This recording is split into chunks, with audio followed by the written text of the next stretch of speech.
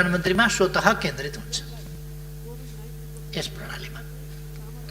त्यसकारण यस कुरामा पहिले म स्पष्ट गर्न चाहन्छु, यो कुनै शक्ति केन्द्रित गर्नका लागि होइन, कामहरूको प्रभावकारी संयोजन, परिचालन, अनुगमन र निरीक्षणका लागि त्यस्ता विभागहरू कहिले कहिले प्रधानमन्त्रीका मातहत ल्याइन्छ। आफ्नो देशका अनुभव र अरू देशका पनि अनुभवहरूलाई हेरेर ती कामहरू गरिन्छ। त्यसर्थ अन्यथा कुनै हिसाबले हो भन्ने कुरा नसोच्न म मान्यजीहरूलाई आग्रह गर्न चाहन्छु। जहाँसम्म बजेटको विनियोजनको कुरा छ, यी जुन प्रधानमन्त्री कार्यालय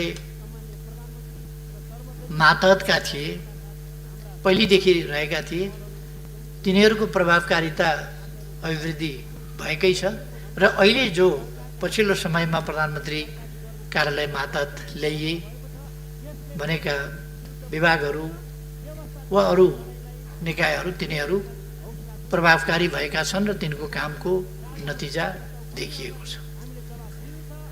यसपटकको विनियोजन समयानुकूल, उपयुक्त र उचित छ। त्यसकारण यसमा कुनै प्रकारको दुविधा मान्यजीहरूले नलिनु भए हुन्छ भनेर म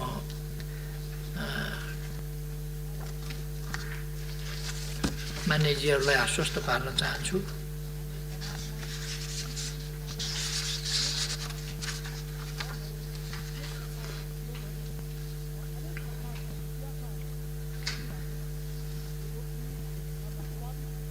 मान्यजीहरूले जिज्ञासा उठाउनु भएको छ, कोरोनाको सम्बन्धमा चासो चिन्ता सरकार राख्नु भएको छ। अरू विषयहरूमा पनि चासो चिन्ता सरकार राख्नु भएको छ। शान्ति सुरक्षाको सम्बन्धमा राख्नु भएको छ, भ्रष्टाचार नियन्त्रणको सम्बन्धमा राख्नु भएको छ।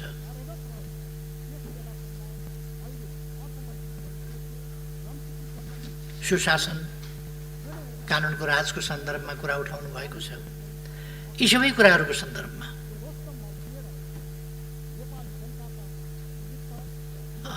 मान्यजीहरूले कुराहरू उठाउनु भएको छ, प्रश्नहरू उठाउनु भएको छ। यसका निम्ति म सबै मान्यजीहरूलाई हार्दिक धन्यवाद भन्न चाहन्छु। जुन उत्साहका साथ, जुन तदारुकताका साथ मान्यजीहरूले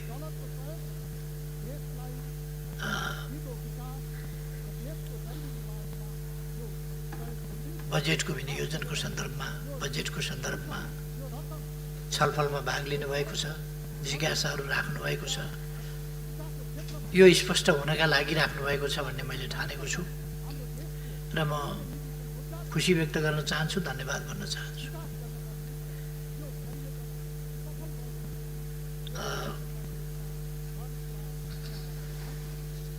धेरै मान्यजीहरूले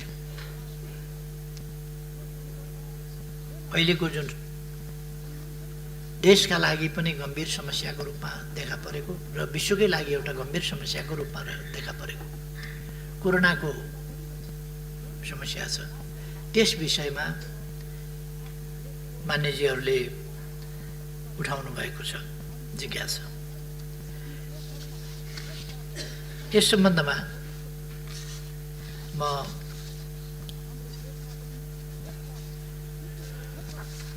मान्यजीहरूलाई स्पष्ट गर्न चाहन्छु। अलिकति म हिजोसम्मको डाटा केही मान्यजीहरूलाई सुनाउन चाहन्छु।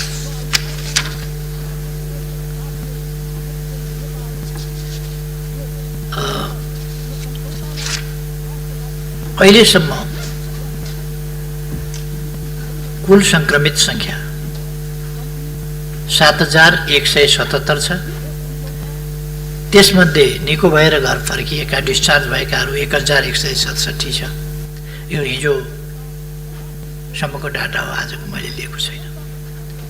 एक्टिभ केसहरू 5990 छन् र निधन भएकाको सङ्ख्या 20 जना छ।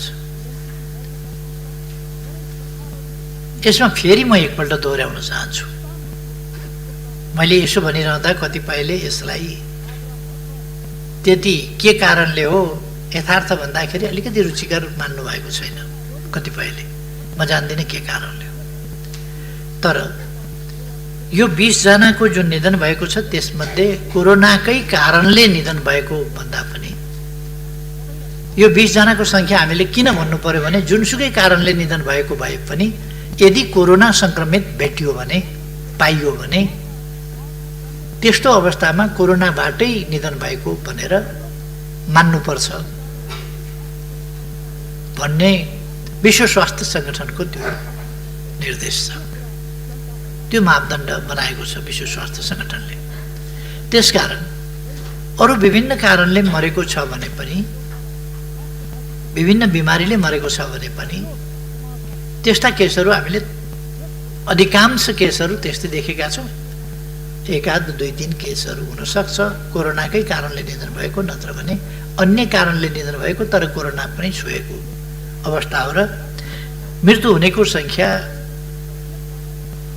ठुलो हुनु पर्थ्यो भनेको होइन, तर पनि कोरोनाको कारणले मृत्यु हुनेको सङ्ख्या पनि यति होइन, यो मान्न परेको हो हामीले एउटा स्वास्थ्य सङ्गठनको त्यस मापदण्डको कारणले। त्यसर्थ हाम्रो उपचार विधि र यो हाम्रो प्रतिरोध क्षमता आदि कुराहरूको कारणले निधन हुनेको सङ्ख्या धेरै कम छ। अथवा प्रति 10 लाखमा 0.7%, यो संसारका धेरै देशहरूभन्दा अत्यन्तै न्यून हो। फेरि पनि प्रति 10 लाखमा सङ्क्रमित सङ्ख्या 247 रहेको छ, धेरै देशहरूको भन्दा यो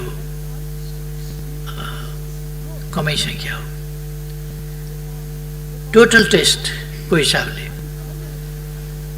हामीले 3,83,315 टेस्ट गरेका छौँ र प्रति 10 लाखमा परीक्षण सङ्ख्या 13,166 छ, जो अरू धेरै देशहरूभन्दा हाम्रो स्थिति राम्रो छ। र साउथ एसियामा भन्ने हो भने भुटानभन्दा पछाडि हाम्रै अवस्था, हामी नै माथि छौँ यसमा। अहिलेसम्म देशमा कम्युनिटीमा सङ्क्रमण फेरि पनि कम रहेको छ। ठुलो सङ्ख्या हामी सबैलाई थाहा छ, असाधारण ढङ्गले हाम्रो क्षमता, हाम्रो तयारी कुनै पनि हिसाबमा भन्दा बढी बाहिरबाट आउनेहरूको सङ्ख्या ठुलो छ, जसले गर्दाखेरि क्वारेन्टाइनमा टेस्ट नपुग्नु वा टेस्टको आवश्यक मात्रामा क्वारेन्टाइनमा टेस्ट गर्न नसकिनु वा प्रतीक्षा गर्न पर्नु वा स्वाब कलेक्सन त्यो एउटा डम्पिङ भएको जस्तो स्थितिमा त्यो क्युमा रहनु, हाम्रो क्षमताले लगातार नभ्याउनु जस्ता कुराहरू, अथवा क्वारेन्टाइनको उचित प्रबन्ध पुगेन भन्ने साथीहरूको गुनासो छ। कतिपय ठाउँमा त्यो कुरा हो। किन त्यस्तो भयो त भन्दा हामीले देशभित्रको वा बाहिरको फाटाफुट्टा आगमन अरू देशहरूको जस्तो फाटाफुट्टा आगमनको सामना गर्न पर्ने अवस्था रहेन। हामीले बाढीको जस्तो सामना गर्नु पर्यो। अरू देशहरूमा केही बाहिरबाट सङ्क्रमित आउने र समुदायमा फैलाउने त्यसको सामना गर्नु पर्यो भने हाम्रो देशमा बाहिरबाट आउने सङ्क्रमित आउनेहरूकै सङ्ख्या, आउनेहरूको सङ्ख्या अत्यन्तै ठुलो र सङ्क्रमित भएरै आउनेहरूको सङ्ख्या ठुलो, जसले गर्दा हामीलाई परीक्षण गर्न पनि त्यत्रो सङ्ख्यामा एकैचोटि परीक्षण गर्न सजिलो रहेन। जस्तो भारतबाट मात्रै आउनेहरूको सङ्ख्या हामीले हेऱ्यौँ भने चैत महिनामा 12,657 थियो, वैशाखमा 11,749 जना रह्यो, जेठ महिनामा 2,41,862 जना भयो। जेठ महिना एउटै महिनामा 2,41,862 रह्यो। असारमा हामीले 3 गतेसम्मको हेऱ्यौँ भने अलिकति घट्दै आएको छ। 1 गते 1,04,10 1 गते, 2 गते 4,080, 3 गते 2,012 जनाको आगमन भएको छ। जम्मा असारमा हिजो 3 गतेसम्मको आँकडामा 7,502 जना हिजो सम्ममा आएका छन्। 3 गतेसम्ममा जेठ असारमा हामीले हेऱ्यौँ भने दैनिक सरदर 7,822 जना आएका छन् दैनिक। हामीसँग अधिकतम परीक्षण सङ्ख्या बढाउँदा कहिले हामीले 7,000सम्म पुर्याउन सकेका छौँ, नत्र 4,500देखि 4,000 सरदर क्षमता रहेको छ। त्यस क्षमतालाई हामी अभिवृद्धि गरिरहेका छौँ र त्यसलाई अब विभिन्न तरिकाहरू पनि अवलम्बन गरेर यो परीक्षणलाई अनुकूल स्थिति वृद्धि गर्ने, क्षमता वृद्धि गर्ने र परीक्षणमा लामो समय प्रतीक्षा गर्न नपरोस्, निकालिसकेको स्वाब यत्तिकै क्युमा परीक्षणका लागि पर्खेर बस्ने स्थिति नबनोस् भन्ने कुराहरूमा ध्यान हामीले दिएका छौँ।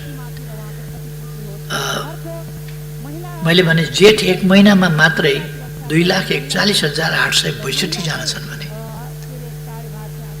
1 महिनामा 2,41,000 भनेको लगभग 2.5 लाख मानिस आउँछन् भने 2.5 लाखको क्वारेन्टिनको व्यवस्था गर्नु भन्न सजिलो छ, तर त्यो क्वारेन्टाइनको व्यवस्था गर्नु, त्यसमा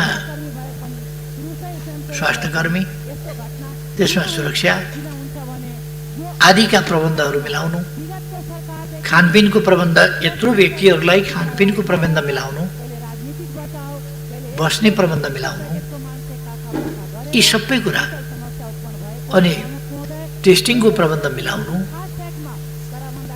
सहज कुरा होइन। यसका निम्ति म सबभन्दा बढ्ता स्थानीय तहहरू, स्थानीय जनप्रतिनिधिहरूलाई हार्दिक धन्यवाद भन्न चाहन्छु, जसले अत्यन्त धेरै मेहनत गर्छ, कष्ट गरेर यी चिजहरूको व्यवस्थापन गरेका छन्। बाहिरबाट भन्नलाई सजिलो छ, भन्नलाई धेरै सजिलो छ, तर ती चिजहरूको व्यवस्था स्थानीय तहमा गर्नका लागि सजिलो छैन। हामी अनुमान गर्न सक्छौँ जब जेठ महिनामा 2,41,862 जना प्रवेश गरे भने मझौला किसिमको एउटा जिल्लाको पपुलेसन, सानो जिल्लामा त यति पपुलेसन हुँदैन, 2-3 निर्वाचन क्षेत्रको पपुलेसन भयो। यो एउटा ठुलै सहरको पपुलेसन हो। हाम्रा नगरपालिकाहरू, उपमहानगरपालिकाहरू होलान्, तर नगरपालिकाहरू, धेरै नगरपालिकाहरूको पपुलेसन नै यति छैन भने त्यस ठाउँमा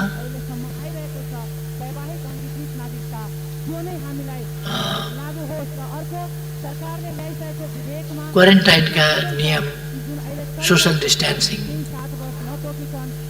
त्यसका स्वास्थ्यका प्रबन्धहरू यी सबै प्रबन्धहरू सहितको व्यवस्था गर्न भूमि, सामग्री,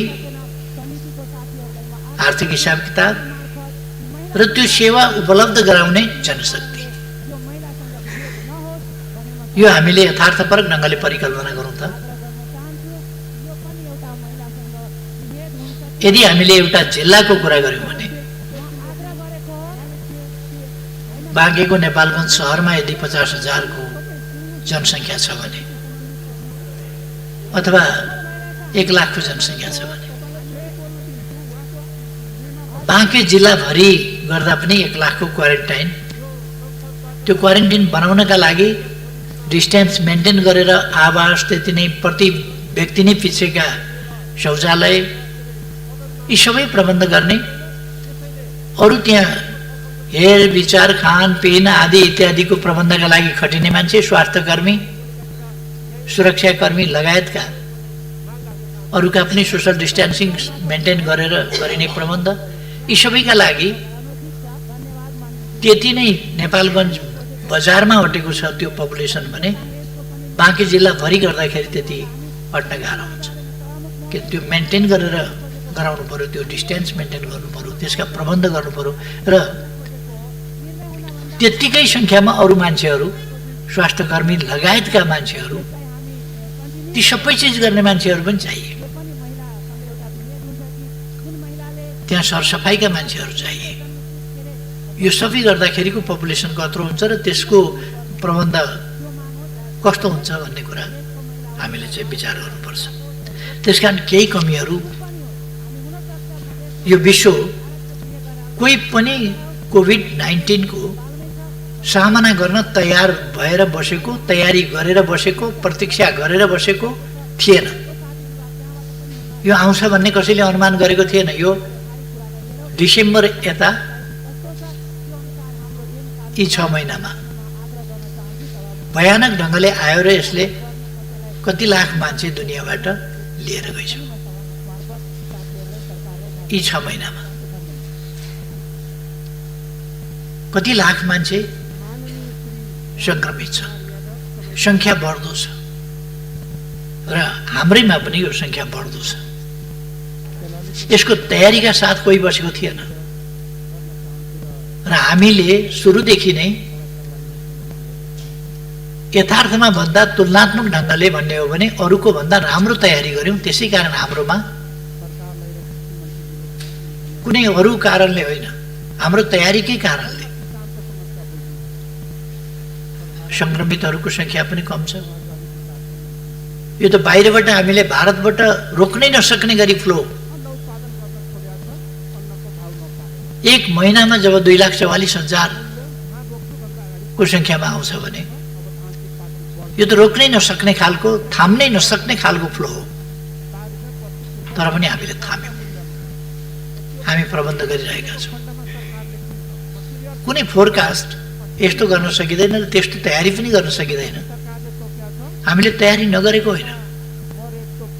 यति ठुलो सङ्ख्यामा अहिले पनि 1.5 लाखभन्दा बढी नै सङ्ख्यामा क्वारेन्टिनमा मानिसहरू छन्। तीव्रताका साथ स्वाब टेस्टहरू भइरहेका छन्, गर्न नखोजेको छैन। भनेका बेला सामग्री उपलब्ध छैनन्। अहिले पनि दुनियाँमा भनेका बेला सामग्री अब निर्माण हुन थालेका छन्, अब उपलब्ध हुन थालेका छन्। सुरुमा कस्तो भयो? कहिले मलेरियाको औषधि खाऊ भनेको छ, कसले के गर भनेको छ, मान्छेलाई थुमथुम्याउन, चित्त बुझाउन, सही। तर मान्छेले अनेक उपायहरू अवलम्बन गरेका छन् भने हाम्रो देशमा त हामीले धेरै उत्तम प्रबन्ध गरेका छौँ। सुरुदेखि लकडाउन गरेका छौँ, जसबाट सङ्क्रमण हुन पाएको छैन। आइसोलेसनमा मान्छे राखेका छौँ, मास्क प्रयोग सिकाएका छौँ, साबुन पानीले हात धुन सिकाएका छौँ, साबुन पानी नपाएका ठाउँमा तातो पानीले भए पनि हात धुन सिकाएका छौँ। यद्यपि कतिपय यत्तिकै बुजुर्ग हुन खोज्ने, जानकार हुन खोज्नेहरूले त्यस्ता कुराहरूलाई उडाएका पनि छन्। हामीले यसका सम्बन्धमा इम्युन सिस्टमका कुरा गर्दा, इम्युन सिस्टम कसरी बढ्छ भन्ने कुरा गर्दा त्यसलाई उडाएका पनि छन्। मैले सडकमा पनि देखेँ कतिपयले बेसार खाएर निको हुन्छ भने बेसार जेका लागि पनि निको हुन्छ, जेको पनि उपचार हो बेसार भन्ने पनि निस्के। बेसार उपचार होइन मात्रै होइन, कहिले कहिले बेसारले बिखको काम पनि गर्छ। तर एउटा एन्टिबायोटिक तत्त्व भएको, औषधीय गुण भएको तत्त्व हो बेसार भनिएको। त्यसको अर्थ कुनै पनि चिजको साइड इफेक्ट हुँदैन, अथवा कति बेर खाना हुन्छ कति बेर खाना हुँदैन भन्ने कुरा त हुँदैन। बेसार पनि कोही कोही अवस्थामा खाना हुँदैन। रक्त अल्पता भएको छ भने बेसार खाना हुँदैन, जन्डिस लागेको छ भने बेसार खाना हुँदैन, गर्भवती महिलाले बेसार खाना हुँदैन, सुत्केरी महिलाले बेसार खाना हुँदैन। यदि आइरनको कमी, ब्लडको कमी छ भने खाना हुँदैन। यस्ता अनेक स्थिति हुन्छन् जसमा बेसार खाना हुँदैन। अपरेसन गर्नु छ भनेदेखि 48 घण्टा अगाडिदेखि, त्योभन्दा अझ 72 घण्टा वा त्योभन्दा 2-4 दिन अगाडिदेखि बेसार अपरेसन गर्न जाने मान्छेले खानु हुँदैन, किनभने त्यसले रगतलाई पात ल्याउने काम गर्छ। त्यो पात ल्याउने कामले गर्दाखेरि त्यस्ता स्थितिका मान्छेहरूलाई त्यो हित गर्न हुन सक्छ। कुनै पनि चिज जन्मिने बित्तिकै स्तनधारी जीवहरूले खाने खुवाउने भनेको दुध हो। पहिले बच्चालाई सबभन्दा हितकर, सबभन्दा ठिक भनेको त जन्मिने बित्तिकै पशुले पनि मान्छेले पनि बच्चालाई दुधै खुवाउँछ। तर दुध खान नहुने पनि बिमारी लाग्छ। कस्तो अवस्थामा दुध खानु हुन्छ, कस्तो अवस्थामा हुँदैन। जबकि बच्चा 6 महिनासम्म आमाको दुधै खाएर हुर्किन्छ। तर यस्ता रोगहरू हुन्छन् जति बेला डाक्टरले दुध नखाऊ भन्ने सल्लाह दिन्छ। एउटा प्रसङ्गमा भनिएको, डाक्टरले सल्लाह दियो अरू होइन, बच्चालाई आमाको दुध खुवाऊ भनेर सल्लाह दियो। दुध हितकर हुन्छ, दुधमा सम्पूर्ण पौष्टिक तत्त्वहरू हुन्छन्, त्यसकारण बच्चालाई दुध खुवाउन डाक्टरले सल्लाह दियो भने अर्काले जहिले पनि दुध ठिक हुन्छ, जहिले पनि दुध खानु उपयुक्त हुन्छ भनेर न्यु खोज्ने कुरा होइन। कहिले कहिले नहुन सक्छ, त्यही पनि पोइजनस भइदिन सक्छ। कस्तो अवस्थामा खाना हुन्छ, कस्तो अवस्थामा हुँदैन। ठिक ढङ्गले भनिएका कुराहरूलाई पनि नकारात्मक ढङ्गले लिने र त्यसका वास्तविक अर्थलाई नसमाउन खोज्ने र त्यसलाई उडाउन खोज्ने खालको प्रवृत्ति नेपालमा यो एउटा कस्तो प्रवृत्ति भन्ने, त्यसलाई जान्न नखोज्ने, नजाने पनि त्यसलाई उडाउन खोज्ने, त्यस्ता कुराहरू पनि देखिए। तर हाम्रो स्थिति यस सम्बन्धमा भन्ने हो भने जस्तो महामारी जुन ढङ्गले आयो, भारतबाट जुन ढङ्गले फ्लो आयो मानिसहरूको र सङ्क्रमितहरूको जुन सङ्ख्या आयो, त्यसले गर्दा यो सङ्क्रमितहरूको सङ्ख्या बढिरहेको छ। अहिले पनि लगातार बढ्दो सङ्ख्या 500 भन्दा बढी प्रतिदिनमा पुगेको छ हिजोसम्मको स्थितिमा। त त्यस स्थितिमा पुग्नुका पछाडि यो समुदायमा सङ्क्रमित भएर गएको होइन, बाहिरबाट सङ्क्रमित भएर आएकाको सङ्ख्या नै हो भन्ने कुरा बुझ्नुपर्छ। बाहिरै सङ्क्रमित हुन नदिने क्षमता सरकारले जादु गर्ने हो र भारतमै हुँदाखेरि सङ्क्रमित हुन नपाउने। हामी कुनै जोगी धामी झाँक्री त होइन जसले आकाश बाँधौँ पताल बाँधौँ यो गरौँ भनेर खरानी छर्छ र बाँध्छ। त्यसरी त हामी भारतमा भएका नेपालीलाई पनि बाँधौँ, के अरे कोभिड-19 लाग्न नपाउने गरी बाँधौँ भनेर हामीले भने जस्तो त्यसरी त बाँध्न त सक्दैनौँ। उहीबाट सङ्क्रमित भएर आएकाको सङ्ख्या ठुलो भइरहेको छ, त्यो हामीले सबैले देख्न पर्छ भन्ने मलाई लाग्छ।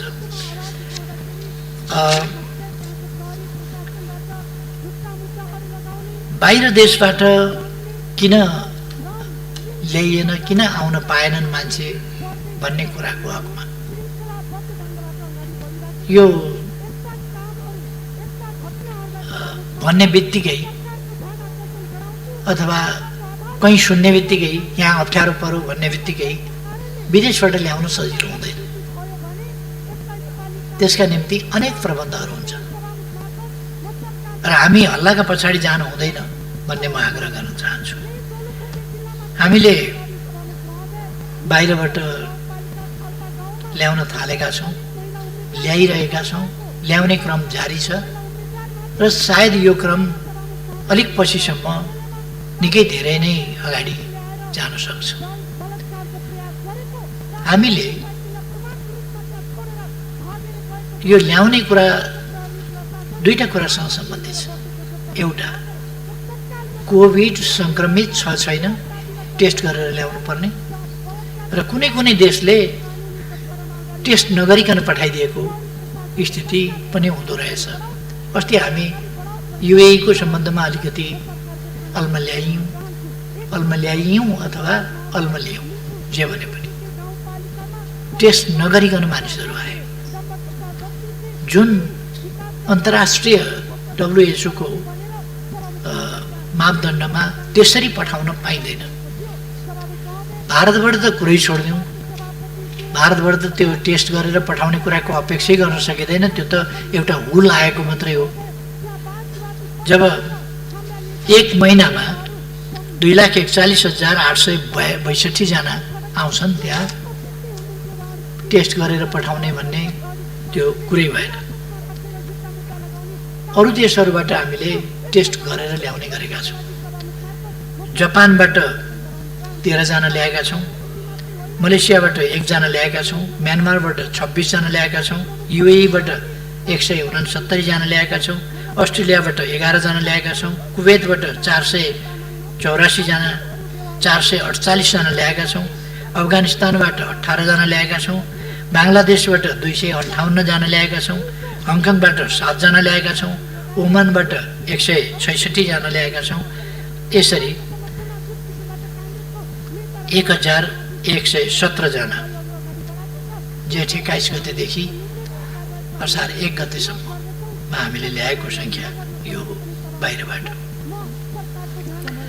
यहाँबाट पनि सङ्क्रमित हुन सक्छ, सङ्क्रमित आएका हुन सक्छन्, यसमा पनि हामी सतर्क हुन जरुरी छ र फेरि यहाँ पनि क्वारेन्टाइनको समस्या हुन्छ। भन्न सजिलो छ, तर 1117 जना मान्छेलाई क्वारेन्टाइन त्यही पनि सजिलो छैन। देशको अर्थतन्त्र, आर्थिक अवस्था, स्वास्थ्य क्षेत्रको स्थिति कस्तो थियो र त्यस ठाउँबाट हामीले अहिले यस अवस्थाको सामना गर्न कति प्रगति गरेका छौँ, कति व्यवस्था गरेका छौँ, ती कुराहरूलाई हामीले हेर्न पर्ने हुन्छ भनेर मैले चाहिँ राख्न खोजेको हुँ। अहिलेसम्ममा क्वारेन्टिनमा 1,08,336 जना, हिजोसम्म क्वारेन्टाइनमा रहेका व्यक्तिहरूको सङ्ख्या 1,08,336 जना रहेको छ। आइसोलेसनमा रहेकाहरूको सङ्ख्या 4,822 जना रहेको छ र त्यसै गरेर अस्पतालमा रहेकाहरूको सङ्ख्या 6,760 जना रहेको छ जो कोभिड-19बाट सङ्क्रमित छन्। हिजो 4:45 जाँदासम्मको यो रेकर्ड। प्रादेशिक हिसाबले सबभन्दा बढी क्वारेन्टिनमा 43,865 जना सुदूरपश्चिममा रहेका छन्। यो फोरकास्ट मैले सम्भवतः यसभन्दा अघिल्लो पल्ट बोल्दा पनि सुदूरपश्चिम प्रदेशमा आगामी दिनमा यस्तो सिनारियो हुनसक्छ है भन्ने कुरा केही सङ्केत मैले यहाँ भनेको थिएँ जस्तो लाग्छ मलाई। हामीले ठिकै विश्लेषण र ठिकै सम्प्रेषण गरेका छौँ, अनुमान गर्दाखेरि पनि ठिकै गरेका छौँ, किनभने त्यहाँको ट्रेन्ड, त्यहाँको प्रवृत्ति त्यहाँको जनप्रतिनिधि संस्था, त्यहाँको सरकार, त्यहाँका निकाय, त्यहाँका जनप्रतिनिधि, त्यहाँका जनता सबै प्रवृत्तिहरूलाई हेरेर विश्लेषण गरेर नै हामीले यी निष्कर्षहरू निकालेका छौँ। यस्तो यस्तो हुन्छ है भनेर। त्यसपछिको सङ्ख्या प्रदेश नम्बर 5 मा 23,990लाई क्वारेन्टिनमा राखिएको छ। त्यसपछिको सङ्ख्या कर्णालीमा 18,430 जनालाई क्वारेन्टिनमा राखिएको छ। त्यसपछि प्रदेश नम्बर 2 मा 10,885 जनालाई क्वारेन्टिनमा राखिएको छ। अरू क्वारेन्टाइनमा राखिएको सङ्ख्या गण्डकीमा 5,929 जनालाई राखिएको छ गण्डकी प्रदेशमा। प्रदेश नम्बर 1 मा 3,242लाई राखिएको छ र बागमतीमा 1,995लाई राखिएको छ। सबभन्दा कम सङ्ख्या सायद यही बागमतीको रहेको छ। आइसोलेसनमा प्रदेश नम्बर 1 मा 149, 2 मा 1266, बागमतीमा 172, गण्डकीमा 225, 5 नम्बरमा 1,009, कर्णालीमा 728 र सुपमा 1273 जनालाई आइसोलेसनमा राखिएको छ। अस्पतालमा प्रदेश नम्बर 1 मा 432, 2 मा 2511, बागमतीमा 195, गण्डकीमा 262, 5 नम्बर प्रदेशमा 1930, कर्णालीमा 1078 र सुपमा 352 जनालाई अस्पतालमा राखिएको छ। कुल सङ्ख्या अघि नै मैले भने, कुल सङ्ख्या क्वारेन्टिनमा 1,08,336, आइसोलेसनमा 4,822 र अस्पतालमा 6,760 जना रहेको छ। यतिको हेरविचार भइरहेको छ, परीक्षण भइरहेको छ, खानपिन भइरहेको छ, बसोबास भइरहेको छ, उपचार भइरहेको छ। र नेपालको स्वास्थ्य स्थितिको सम्बन्धमा यो गर्न सक्नु म खास गरी स्थानीय तहहरूलाई हार्दिक धन्यवाद भन्न चाहन्छु। त्यहाँका जनप्रतिनिधिहरूलाई धन्यवाद भन्न चाहन्छु, जसले अत्यन्तै मेहनत साथ यी कष्टप्रद कामहरू गर्नुभएको छ। उछाल्नेहरूलाई त उछाल्न सजिलो छ, 10 अरब कहाँ गयो भनेर, खोइ 10 अरब भनेर, अब यहाँ 10 अरब कताबाट देखाइदिने, यहाँ छ भनेर। 10 अरब त तल पठाइयो यही कामका लागि। महिनौदेखि मान्छेहरू खटेका छन्, क्वारेन्टिन निर्माण गरेका छन्, क्वारेन्टिनमा बस्नेहरूलाई खुवाएका छन्, क्वारेन्टाइनको बन्दोबस्त गर्नेहरूलाई उनीहरूले पनि खानु पर्ला, ती प्रबन्धहरू गर्नु पर्ला। अनि जनप्रतिनिधिहरूले पैसा खाए भन्दिन सजिलो छ, बहुतै दुःखका साथ, कष्टका साथ जनप्रतिनिधिहरू काम गरिरहेका छन्। त्यसमा गुण मान्नु त्यो छैन।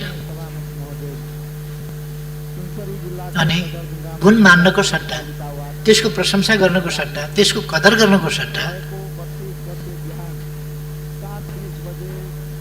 अपमान गर्नु, सन्देह पैदा गर्नु, हतोत्साहित गर्नु किञ्चित उपयुक्त हुँदैन।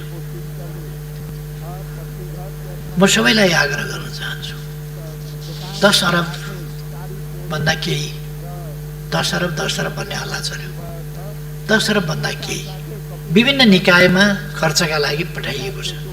त्यसको पनि कान्तिपुर शान्तिपुर आदिमा त्यसको हिसाब किताब पनि आइसकेको छ मोटामोटी। त्यसको मसिनो गरी हिसाब किताब आलेप मलेप भन्ने हुन्छ, आन्तरिक लेखा परीक्षण, महालेखा परीक्षण, यी सबै हुन्छन् र ती कुरा गरिमामय संसदमा वार्षिक प्रतिवेदनको रूपमा आउँछ। रुजु बेरुजु, नियमितता अनियमितता, यी सबै कुराहरू आउँछन्। हरेक व्यक्तिलाई हरेक दिनका खर्च, देशभरि भएका खर्च, मान्छे काममा लागेका छन्, यहाँ कसैलाई चाहिँ खर्चको हिसाब चाहिएको छ।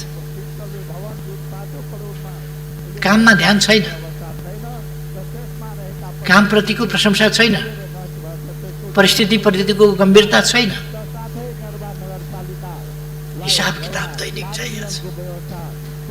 खोइ पैसा भनेर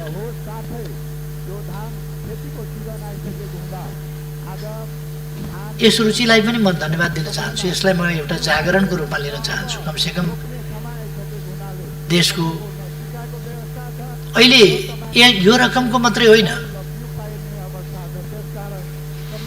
जुन 14 खरबभन्दा बढीको बजेट प्रस्तुत गरिएको छ, त्यो सम्पूर्ण बजेटको एक एक पैसाको हिसाब किताब आन्तरिक लेखा परीक्षण र महालेखा परीक्षण, महालेखा परीक्षकको वार्षिक प्रतिवेदन मार्फत सदनमा आउँछ। यसमा कतै अनियमितता भयो भने त्यसका पछाडि विभिन्न निकायहरू छन् त्यसको रेखदेख गर्ने, त्यसै कामलाई निहालेर हेर्ने, नियमितता अनियमितता के भइरहेको छ भनेर नै छानबिन गर्ने, अनुगमन गर्ने, हेर्ने निकायहरू छन्। तिनले काम गरिराखेका छन्। त्यसकारण यस्तो ठान्न भएन कि म बाहेक अरू सबै भ्रष्ट छन् भन्ने ठान्न भएन। अर्को यस्तो ठान्न भएन कि यस देशमा भ्रष्ट बाहेक कोही जन्मिँदैन, भ्रष्ट बाहेक कोही छँदै छैन। अर्को यस्तो पनि ठान्न भएन कि सरकारमा वा ओहदामा बसेकाहरूलाई जसरी पनि बदनाम गर्नुपर्छ, जसरी पनि चरित्र हत्या गर्नुपर्छ भन्ने त्यो नियत पनि राख्नु भएन। सबै कुराहरू पारदर्शी छन्, पारदर्शी हुन्छन्। र मैले अगाडिदेखि भनेको छु, म भ्रष्टाचार गर्दिनँ, गर्न पनि दिन्न। कसैलाई भ्रष्टाचार गर्न दिँदैन। यदि कोही भ्रष्टाचार भएको पाइन्छ भने हरेक कुराको शङ्का लागेर होइन, शङ्का नलागेर पनि छानबिन हुन्छ, शङ्का नलागेर पनि हिसाब किताब चुस्त दुरुस्त राख्नुपर्छ, शङ्का नलागे पनि हिसाब किताब चुस्त दुरुस्तै देखिनुपर्छ, शङ्का नलागे पनि हिसाब किताब माग गरिन्छ, हिसाब किताब हेरिन्छ। हिसाब किताब हेर्ने निकाय छन् र तिनीहरूले हेर्छन्। मैले मान्छेहरूका अभिव्यक्तिहरू सुन्छु, भाषण गरेको सुन्छु। हिजो मात्रै पनि म भाषण गरेको हेरिराखेका थिएँ। त्यो भाषण गरेको सुन्दाखेरि अचम्म लाग्यो। आन्तरिक लेखा परीक्षण, महालेखा परीक्षक आदि इत्यादि छानबिन हुन्छ, हिसाब किताब हुन्छ, त्यो जाँच हुन्छ। यस्तो हिसाब किताब मिलाएर खान कसलाई आउँदैन? त्यो त हामीलाई पनि आउँछ। अनि गर्नु के त उहाँलाई पनि आउँछ भने भनेको के? अनि जाँच्ने कसले त? जाँच्ने निकायले नजाँच्ने कसले जाँच्ने त? कि नेपाली जनता सबै क्वारेन्टाइनमा जाउँ जाँच गर्न, त्यहाँ भ्रष्टाचार भयो कि भएन भनेर हेर्न सबै जाने? त्यस्तो त हुँदैन। त्यस कारण यो अनावश्यक ढङ्गले यस्ता विषयहरू, सामान किन किनिएन, छिटो बाटोबाट किन किनिएन, बिमारी मर्न आँट्यो, बिमारी मरिसकेपछि अनि औषधि ल्याउने, छिटो किन्नु पर्यो नि छिटो बाटोबाट यस्तो बेलामा। अनि छिटो बाटोबाट किनेपछि खोइ टेन्डरको प्रक्रिया पुर्याएको, मिलीभगत गरेर खाइयो। यहाँ फेरि अर्को कुरा, कसै गरे पनि त नहुने यस्तो खालको कुरा हुन भएन। यति बेला छोटो प्रक्रियाबाटै खरिद गरिन्छ, छोटो प्रक्रियाबाटै खरिद गर्ने हो। कतिपय व्यापारीहरू आन्तरिक प्रतिस्पर्धामा आउँछन्, त्यो प्रतिस्पर्धाबाट गरिने हो। प्रतिस्पर्धा गर्न नभ्याएदेखि अधिकार प्राप्त अधिकारीले बजार मूल्य के छ ती सबै हेरेर छोटो प्रक्रियाबाट खरिद गर्न सक्दछ। आवश्यकता औचित्य हेरेर यो विशेष परिस्थितिमा विशेष ढङ्गले गर्न सक्दछ। यदि त्यस्तोमा त्यस नाममा अनियमितता गर्यो भने यस्तो नोभल कोरोना भाइरसबाट आक्रान्त भएर दुनियाँ पीडित भएका बेला, देश पीडित भएका बेला, मानव जाति माथिको यस्तो अस्तित्व आएका बेला पनि कसैले भ्रष्टाचार गर्छ, भ्रष्टाचारमा लिप्त हुन्छ। देश र जनताको हित हेर्ने होइन, यस्ता बेला आफ्नो हित हेर्छ।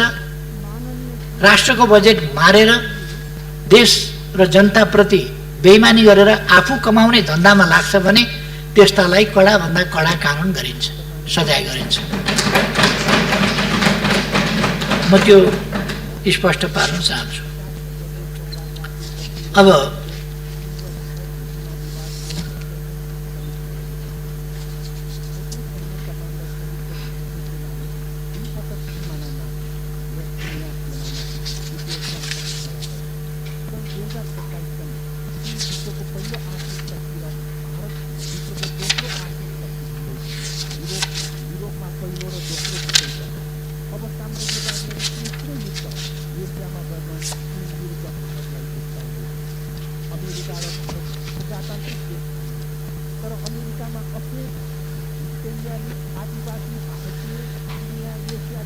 अवश्य नै यो कोभिड-19ले आम जनतालाई एक हिसाबले मात्रै होइन, यो रोग सरेर रोगको संक्रमण भएर मात्रै होइन, होला भन्ने डरले पनि त्रसित बनाएको छ, आतंकित बनाएको छ। त्यसै कारण हामी सोशल डिस्टेन्सिङका कुरा गर्छौँ, त्यसै कारण हामी लकडाउनका कुरा गर्छौँ, त्यसै कारण हामी मास्कको कुरा गर्छौँ, त्यसै कारण हामी ग्लोभका कुरा गर्छौँ, त्यसै कारण हामी कसरी बस्ने, कसरी हिँड्ने, के खाने के नखाने लगायतका कुराहरू गर्छौँ। यसले एउटा मानसिक सन्तास पनि पैदा गरेको छ। मानसिक सन्तास मात्रै पैदा गरेर छोडेको छैन, यसले मानिसको रोजगारी, व्यवसाय, आम्दानी हरेक कुरामा प्रतिकूल असर पारेको छ। जनता यसबाट परोक्ष प्रत्यक्ष अनेक हिसाबले पीडित छ। यो पीडा सरकारले देखेको छ, सरकारले बुझेको छ र अहिलेको सरकारको प्रधानमन्त्रीले सहर पनि देखाएको छ, गाउँ पनि देखाएको छ, दुर्गम पनि देखाएको छ, सुगम पनि देखाएको छ। यो प्रधानमन्त्री आर्थिक हिसाबले कठिनाइका अवस्थाहरू झेलेर आएको छ, शारीरिक हिसाबले कठिनाइका अवस्थाहरू झेलेर आएको छ, अनेक अवस्थाहरू यसले अत्यन्त प्रतिकूल अवस्थाहरू झेलेर आएको छ र जनताका समस्याहरू, गाउँका समस्याहरू, गरिबका समस्याहरू, गिटी कुट्नेका समस्या, भारी बोक्नेका समस्यादेखि लिएर दैनिक रोजगारी गरेर गुजारा गर्नुपर्ने का समस्याहरू पनि अहिलेको सरकारको प्रधानमन्त्रीले बुझेको छ। त्यसकारण यत्तिकै यस सरकारले यो कोभिड-19 आउनभन्दा अगाडिदेखि नै नेपालमा कोही भोकै पर्दैन, भोकले मर्न पर्दैन भन्ने नारा दिएको थियो। त्यसै कारण यसले एकदम तलबाट, जमिनबाट सामाजिक विषमता, सामाजिक कुरूपता, यस्ता कुराहरूलाई एकदम जमिनबाट, त्यहाँदेखि माथि माथिका कुरा गरेर होइन, 2 वर्षका कुरा गर्दा मैले अस्ति पनि यस सदनमा बोल्दा भनेको थिएँ, हामीले माथि माथि मात्रै होइन, मानवीय सभ्यताको स्तरलाई यी 2 वर्षमा कसरी उठाएका छौँ भन्दा सडक मानव 2 वर्ष अगाडिसम्म तपाईँले सडकमा हिँड्दाखेरि पेटीमा कहिल्यै कपाल नकोरेको, कहिल्यै कपाल नधोएको, कहिल्यै कपाल ननुहाएको, जिउ कहिल्यै ननुहाएको, शरीरभरि घाउ भएको, सडकको पेटीमा लम्पसार परेको सैकडौँ मान्छे देख्नुहुन्थ्यो, यतै पनि त्यतै पनि त्यतै पनि। सडकभरि भिखमङ्गाहरू, बजारभरि भिखमङ्गाहरू, पसल अगाडि अगाडि भिखमङ्गाहरू, त्यस्तो देख्नुहुन्थ्यो। सडक बालबालिकाहरू देख्नुहुन्थ्यो सहरमा, प्लास्टिक टिपिरहेका, कुकुरसँग झगडा गरिरहेका, कुकुरसँग मिलेर बोरामा एउटै बोरामा सुतिरहेका बालबालिका देख्नुहुन्थ्यो। मान्छेका छोराछोरी, 21औं शताब्दीका मान्छेका छोराछोरीहरू कुकुरसँगै सडकमा बेहालसँग, बेवारिसे, अभिभावक विहीन भएर ती भोकै सुतेको लम्बसार परेको तपाईँ हामीले देख्थ्यौँ। आज त्यस्तो बालबालिका देख्नु परेको छ र त्यस्तो बालबालिका सडकमा सरकार छ हेर्नका लागि, किनभने तिनको पनि सरकार हो। मैले प्रधानमन्त्री हुने बित्तिकै घोषणा गरेको थिएँ, यो जनताको सरकार हो, त्यसकारण कोही भोकै पर्दैन, कोही भोकले मर्दैन। खाना र आवास बिना नेपाली अलपत्र परेर त्यसरी बस्नु पर्दैन। र यी 2 वर्षमा कमसेकम हामीले ती प्रबन्धहरू गरेका छौँ। म मान्यजीहरूलाई, नेपाली समाजलाई भिखारी मुक्त, तपाईहरू कोभिड-19 सिद्धिएपछि विभिन्न मान्यजीहरू विभिन्न देशहरूमा जानुहोला, त्यहाँ आफ्ना प्रवचनहरू दिनुहोला। तपाईहरू भन्न सक्नुहुनेछ नेपाल एउटा यो सडक बालबालिका नभएको, त्यसबाट मुक्त भएको देश हो, भिखारी मुक्त देश हो। नेपालमा बाँच्नका लागि कसैले हात थापेर, टोकरी थापेर, एउटा पात्र थापेर भिखमङ्गा भएर गिडगिडाउनु पर्दैन कसैका लागि। कुनै महिलाले एउटा बच्चा बोकेर बाबुजी भोक लगाए भन्नु पर्दैन, कुछ खाने के लिए दीजिए भन्नु पर्दैन।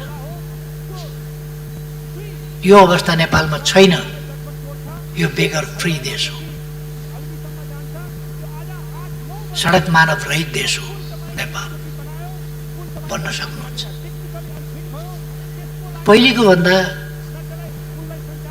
हामीले जनस्तरबाट कसरी परिवर्तन ल्याएका छौँ त्यो कुरा देख्न सक्नुहुन्छ। अहिले केही समस्याहरू छन् जो यस्तो समस्याहरू छन्, आम समस्याहरू छन् जसलाई हामीले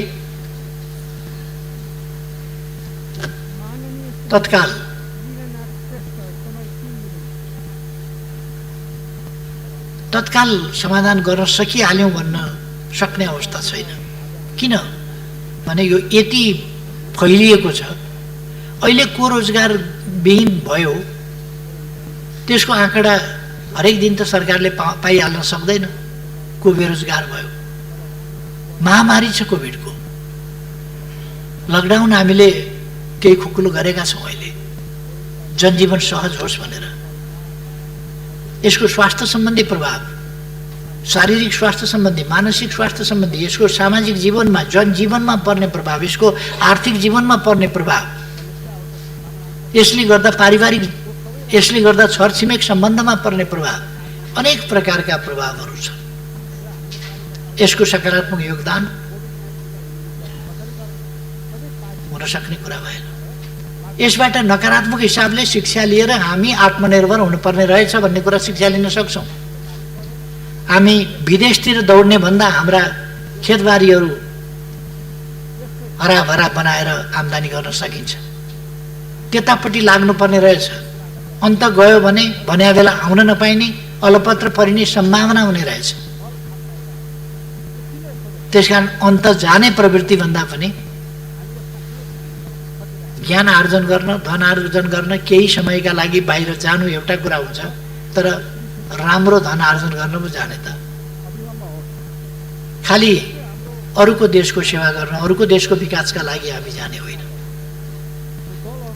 यस सम्बन्धमा हामीले नकारात्मक रूपमा यसको शिक्षा लिन सकौँला, तर यसले केही पनि सकारात्मक योगदान गर्दैन। त्यसकारण हाम्रो जनजीवनमा प्रतिकूल असर पारेकै छ। त्यसलाई हामीले बुझ्नुपर्छ र त्यसको समाधान गर्न सरकार दत्तचित्त भएर लागेको छ। सरकार कुनै खेलबाड गरिरहेको छैन र खेलबाड गर्दैन। एउटा शब्द आजकल चलेको छ, इनफ भन्ने।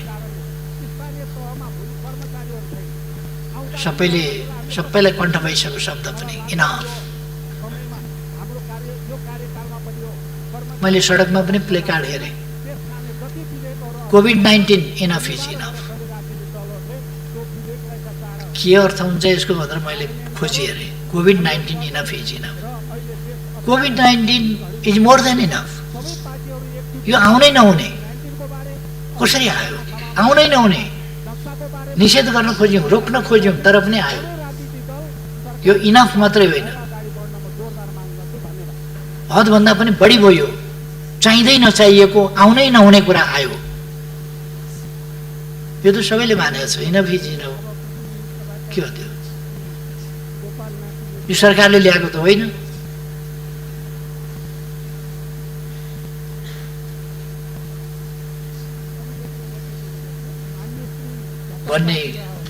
भन्दै जाने सन्दर्भमा कतिपय मान्यजीहरूले पनि इनफ भएन र भनेर प्रश्न गर्नुभएको छ। कति हाम्रो समाज यही हो। समाजका मान्छे हामी हौँ, हामी जस्तै हुन्। कोही राम्रा छन्, कोही खराब पनि छन्।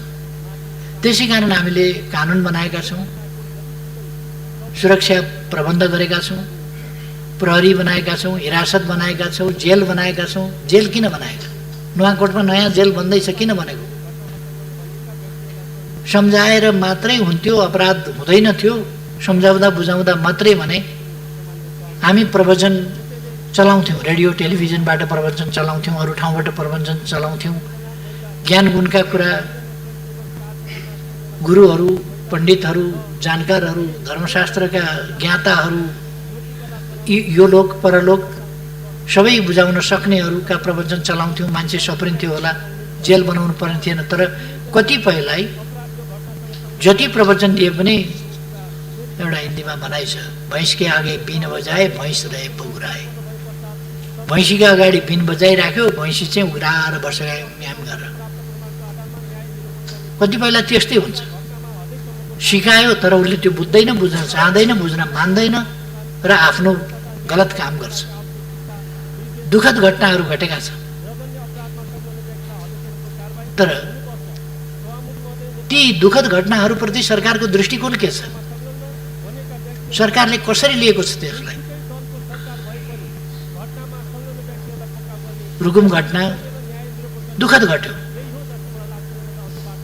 त्यसभित्र अनेक अनुचित खालका चाहिँ सोचहरू होलान्, फिलिङ्स होलान्, भावनाहरू होलान् र गलत क्रियाकलाप हुँदै हो। कसरी भयो, के भयो, जसरी भए पनि मानिसहरू मारिए। यसमा सरकारमाथि हमला गर्नुपर्ने विषय सरकारले त्यहाँ त्यसरी घटना घटाएको हो र? सरकारले के गरेको छ त्यसमा भन्दा तत्काल मानिसहरू गिरफ्तार गरेको छ, मुद्दा चलाएको छ, थुनेको छ। अब गर्नु पर्थ्यो के त सरकारले?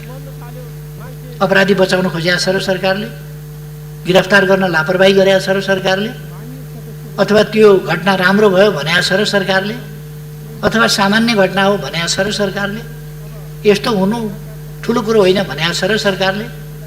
सरकारले यो नराम्रो कुरा हो, हुनै हुँदैन थियो र यस्तो अपराधिक घटना गर्नेहरूमाथि कारबाही गरिन्छ भनेको छ। तुरुन्त सुरक्षा निकायहरूले कदम चालेका छन्, मान्छे गिरफ्तार गरेका छन्, अपराधी गिरफ्तार गरेका छन्, छानबिन गरेका छन्। अझ गम्भीरताका साथ संसदले छानबिन समिति बनाएर, संसदीय छानबिन समिति पनि मैदानमा, कहीँ सरकारी तवरबाट मात्रै छानबिन उपयुक्त हुँदैन कि अझ संसदीय छानबिन पनि उपयुक्त आवश्यक छ कि भन्ने भएपछि हामीले संसदीय छानबिन समेत गराइरहेका छौँ। अनि यसमा सरकारको आलोचना गर्नुपर्ने ठाउँ कहाँनिर छ? एक ठाउँमा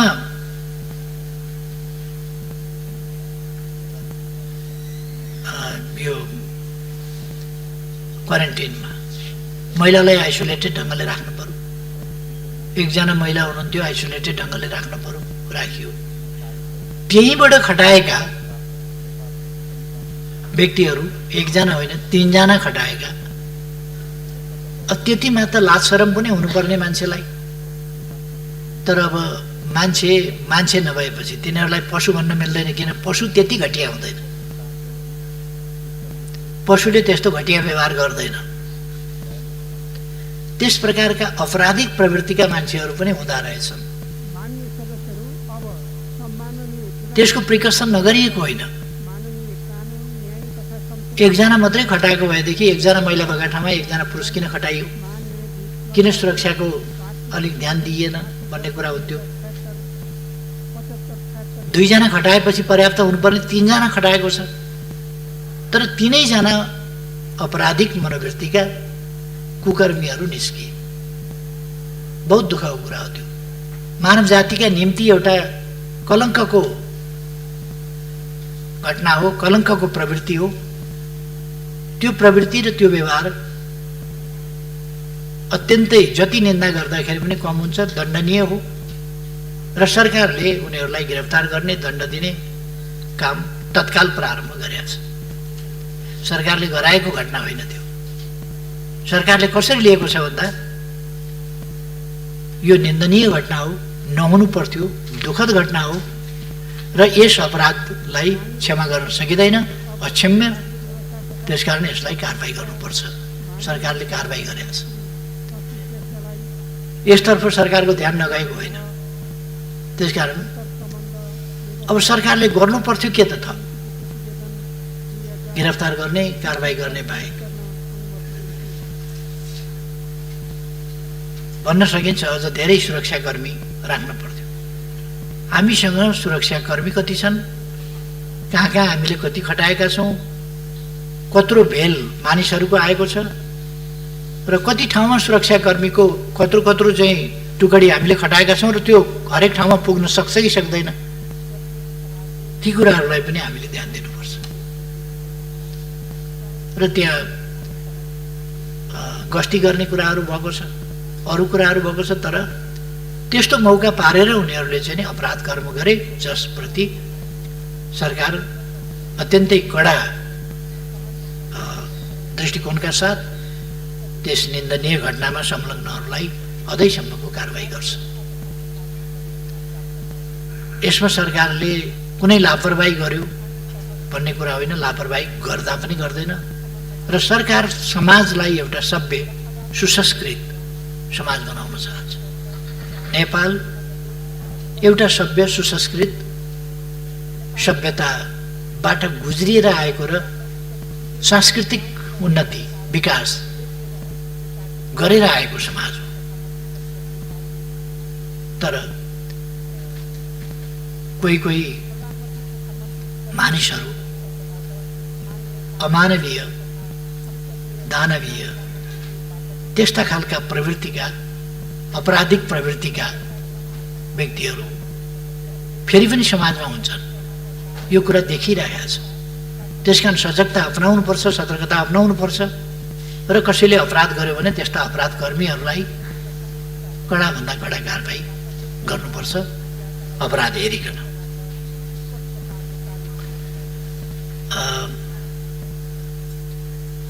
यस्ता विषयहरूमा सरकार संवेदनशील छैन कि भन्ने कुनै ठाउँ छैन।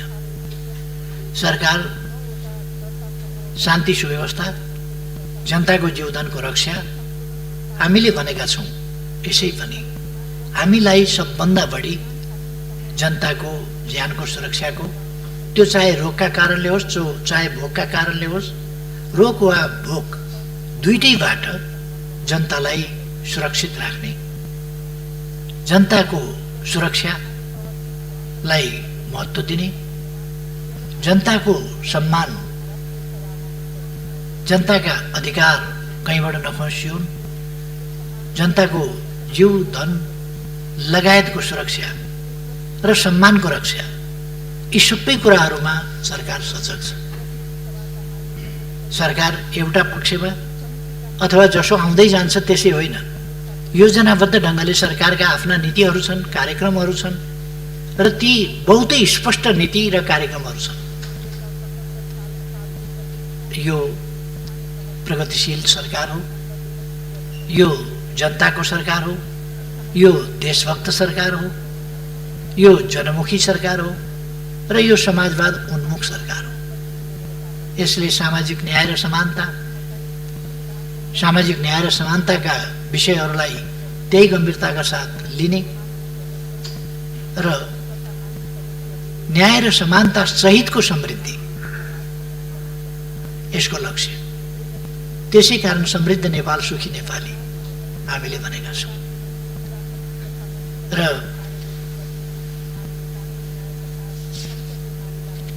असाधारण र अभूतपूर्व प्रगति बितेका 2 वर्षमा सरकारले गरेको छ।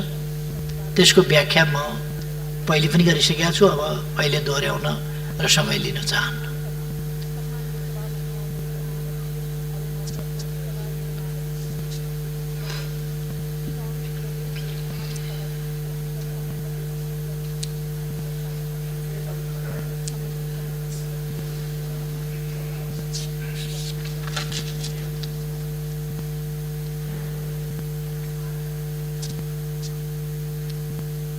मान्य सदस्यहरू, अब विकास तथा प्रविधि समितिका माननीय सभापति श्री कल्याणी कुमारी खड्कालाई खानेपानी तथा सरसफाई विधेयक सम्बन्धी समितिको प्रतिवेदन 2000। मान्यजीहरूले उठाएका मूल प्रश्नहरू मैले हेर्दा यिनै कुराहरूको सेरोफेरोमा मान्यजीहरूले प्रश्न उठाउनु भएको छ।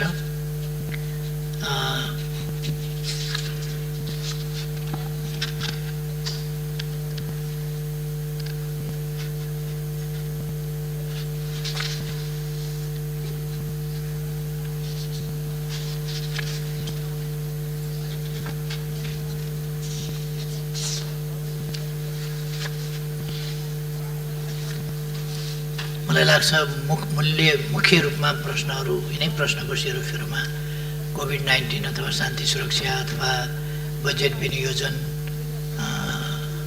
जस्ता कुराहरू अथवा टेस्टका कुराहरू अथवा क्वारेन्टिनका कुराहरू यिनै कुराहरूको सेरोफेरोमा मान्यजीहरूका प्रश्नहरू छलफलका क्रममा आएका थिए, जिज्ञासाहरू पनि आएका थिए। र म अर्को कुरा अलिकति यस सन्दर्भमा भन्न चाहन्छु। आज केही बेर अगाडि मात्रै यस गरिमामय सदनले जसरी हामीले आफ्नो अतिक्रमित भूमि समेतलाई समेटेर नक्सा नेपाल सरकारले प्रकाशित गरेको थियो, नयाँ नक्सा, त्यसअनुसार हामीले हाम्रो प्रतीक चिन्हमा अथवा हाम्रो निशान छापमा संशोधन गर्न जरुरी थियो। संविधानको अनुसूची 3 संशोधन गर्न जरुरी थियो। यसमा प्रतिनिधि सभामा पनि व्यापक राष्ट्रिय सहमति देखा परेको थियो र विपक्षमा आवाज पनि आएन, विपक्षमा मतदान पनि भएन।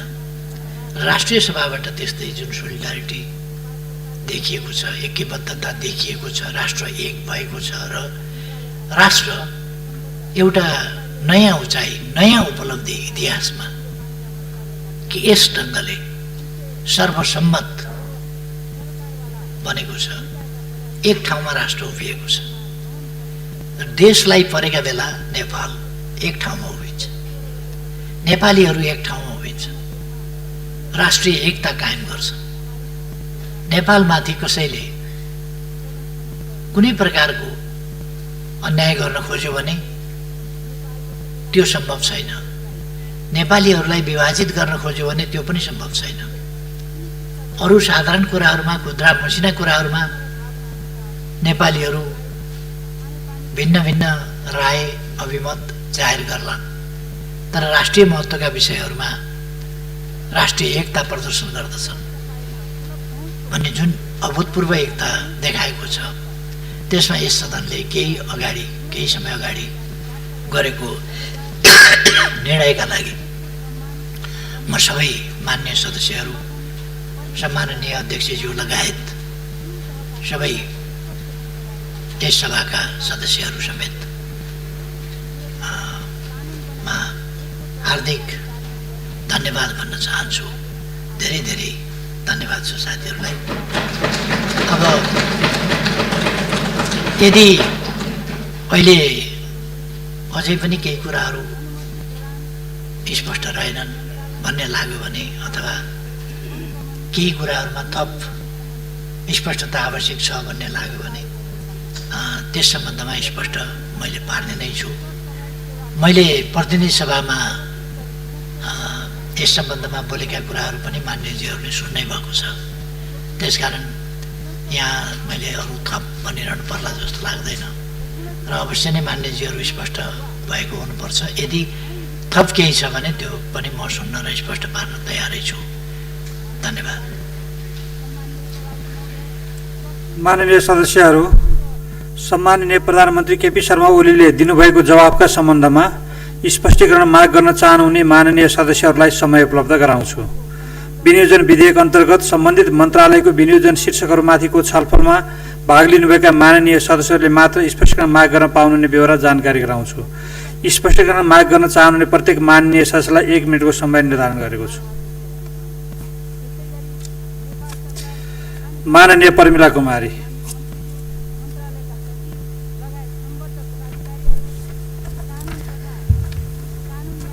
सम्माननीय अध्यक्ष महोदय, महोत्तरी जिल्लाको समसी गाउँपालिकामा हिजो मात्र 24 घण्टामा 575 जना संक्रमित भएका छन्।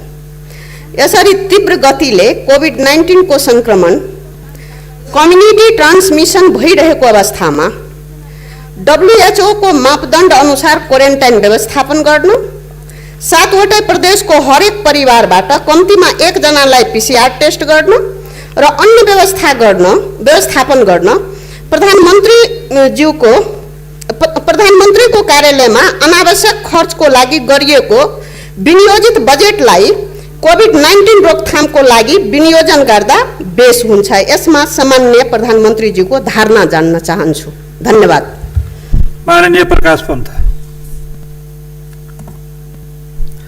सम्माननीय अध्यक्ष महोदय मार्फत सम्माननीय प्रधानमन्त्रीलाई मेरो जिज्ञासा क्वेसन छ। हामीले भनेको पनि प्रधानमन्त्री मुलुकै कार्यकारी प्रमुख हो। सबै मन्त्रालय विभागहरू प्रधानमन्त्री मात्र छँदैछन्, तसर्थ कुनैलाई नजिक कुनैलाई टाढा राख्नु भएन भन्ने नै हो।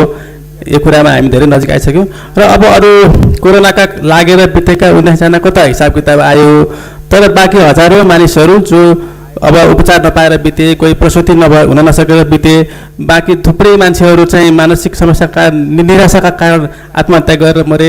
यिनीहरूको हिसाब किताब चाहिँ कहीँ पनि देखिएन। यसतर्फ पनि मैले सरकारको ध्यान आकर्षण गर्न चाहन्छु। धन्यवाद। माननीय अनिता देवकोटा। सम्मान्य अध्यक्षज्यू मार्फत सम्मान्य प्रधानमन्त्रीजीलाई प्रश्न गर्न चाहन्छु। अहिले क्वारेन्टाइन अत्यन्त अव्यवस्थित छ।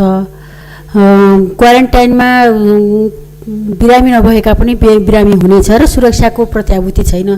त्यसैले त्यो महिलाहरू जुन क्वारेन्टाइनमा राखिन्छ तिनलाई विशेष सुरक्षाका साथ राख्नुपर्छ भन्ने मलाई लागेको छ। यसमा विशेष ध्यान जाओस् भनेर म प्रश्न गर्न चाहन्छु। त्यसैगरी प्रधानमन्त्रीजीले मुगुमा अभिभावकत्व लिएको विद्यार्थीहरू अहिले भर्चुअल शिक्षाको कुराहरू गइरहेको छ। स्कुल क्वारेन्टाइनमा छ। विद्यार्थीको घरमा टेलिफोन रेडियो पनि छैन, टेलिभिजन पनि छैन। भर्चुअल शिक्षा आकाशको फल आँखा तरी मर भन्ने स्थिति छ। के छ प्रधानमन्त्रीजीको यस बारेमा? त्यस्तै अरू विद्यार्थीहरूको बारेमा। माननीय सदस्यहरू, अब म माननीय सदस्यले सोध्नुभएको स्पष्टीकरणका सम्बन्धमा प्रश्न पार्न सम्माननीय प्रधानमन्त्री केपी शर्मा ओलीलाई समय उपलब्ध गराउँछु।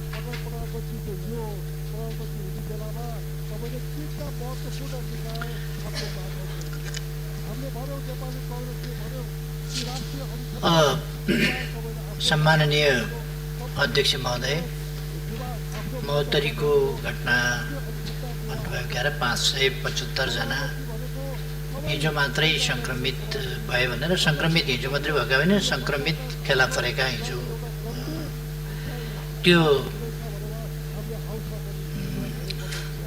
त्यहाँ मात्रै फेला परेको सङ्ख्या यो हिजो होइन। यो महोत्तरीको सङ्ख्या हुनसक्छ, तर हिजो मात्रैको त देशभरिका क्वारेन्टाइनहरू वा अन्यत्रबाट गरिएका परीक्षणमा 500 लगभगको सङ्ख्या हिजो मात्रैको सङ्ख्या चाहिँ त्यहाँको मात्रै त्यो हुन सक्दैन परीक्षणबाट प्राप्त भएको रिजल्ट पनि। तर जे होस् सङ्ख्या बढिराखेको छ र त्यसलाई नियन्त्रण गर्न सरकारले गम्भीरताका साथ ध्यान दिइरहेको छ, दिन्छ नै। र प्रदेश नम्बर 2 का महोत्तरी वा रौतहट जस्ता जिल्लाहरूमा थप PCR मेसिन पठाउनु पर्ने, स्वाब टेस्ट गर्नुपर्ने, परीक्षण गर्नुपर्ने र क्वारेन्टाइनको उचित प्रबन्ध गर्नुपर्ने आवश्यकता त्यहाँ मात्रै होइन, विभिन्न ठाउँमा छ। क्वारेन्टाइनको WHO को के अरे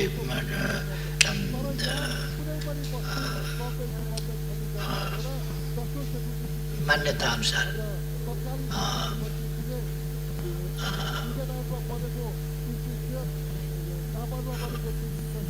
त्यस अनुसार हुन नसकेको कुरा मैले अघि नै भने कि यति ठुलो फ्लो आयो मानिसहरूको, जसबाट त्यति क्वारेन्टाइन हामी अनुमान गरौँ कि 2,44,000 मान्छे एक महिनामा आउँछ भने 2,44,000 मान्छे बस्नका लागि क्वारेन्टाइन निर्माण गर्न कति समय लाग्छ?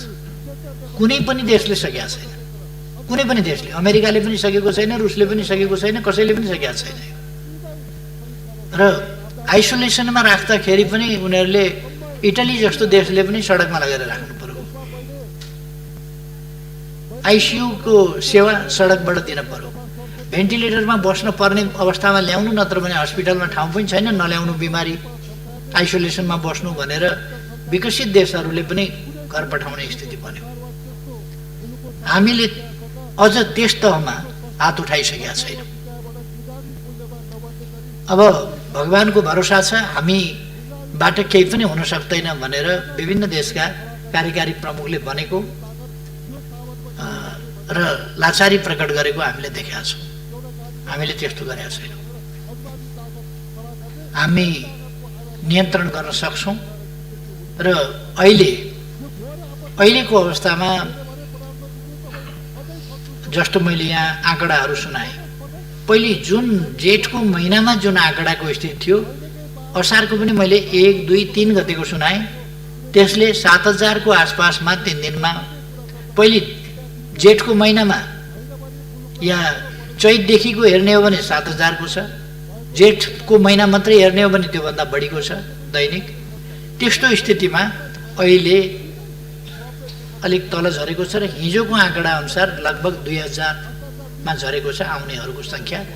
यस ट्रेन्डलाई हेर्दाखेरि हामी श्रावणको अन्त्यतिरसम्ममा यसको पिक हुने अनुमान गर्न सक्छौँ, अथवा भदौको सुरुतिर, र यो त्यसपछि ओह्रालो लाग्छ र हामी यसलाई क्रमशः नियन्त्रण गर्न सक्छौँ।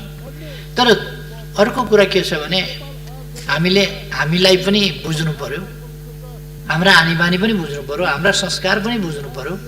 त्यसले गर्दा दसैँ, तिहार र छठ जस्ता चाडहरू आउँदैछन्। सधैँ यी चाड रमाइला हुन्थे हाम्रा लागि। यसपल्ट यी चाडहरूले फेरि सङ्क्रमण बढाउँछन् भन्ने पनि अवस्था छ। त्यसकारण यो खतराबाट हामी कति जोगिन सक्छौँ? यदि यस खतराले फेरि अलिकति हाम्रो ग्राफ बढाइदियो भने हामीले मङ्सिरमा फेरि ग्राफ अलिकति उँधो झर्दै गएको ग्राफ चाहिँ फेरि अलिकति मासतिर जान सक्छ र मङ्सिरको अन्तिमतिरबाट हामीले त्यस ग्राफलाई फेरि तल लान सक्छौँ र पुष माघसम्ममा हामी यसलाई नियन्त्रण गर्न सक्छौँ।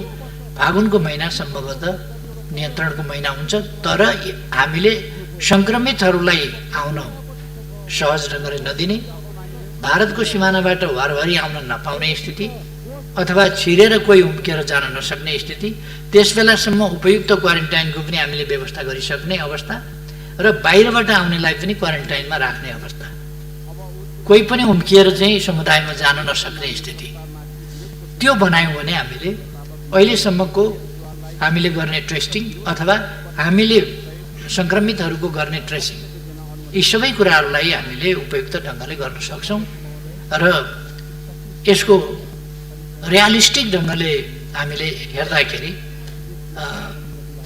असोज कार्तिक यो पारो चाहिँ धेरै तल घटेर जाने स्थिति बन्छ र अहिले बढे पनि हामीले यसलाई साउनसम्ममा नियन्त्रण गर्न सक्छौँ, किनभने सङ्क्रमितहरू आउने सङ्ख्याको कमी जसरी जुन मात्रामा भएको छ त्यसलाई हेर्दाखेरि हामी त्यो देख्न सक्छौँ।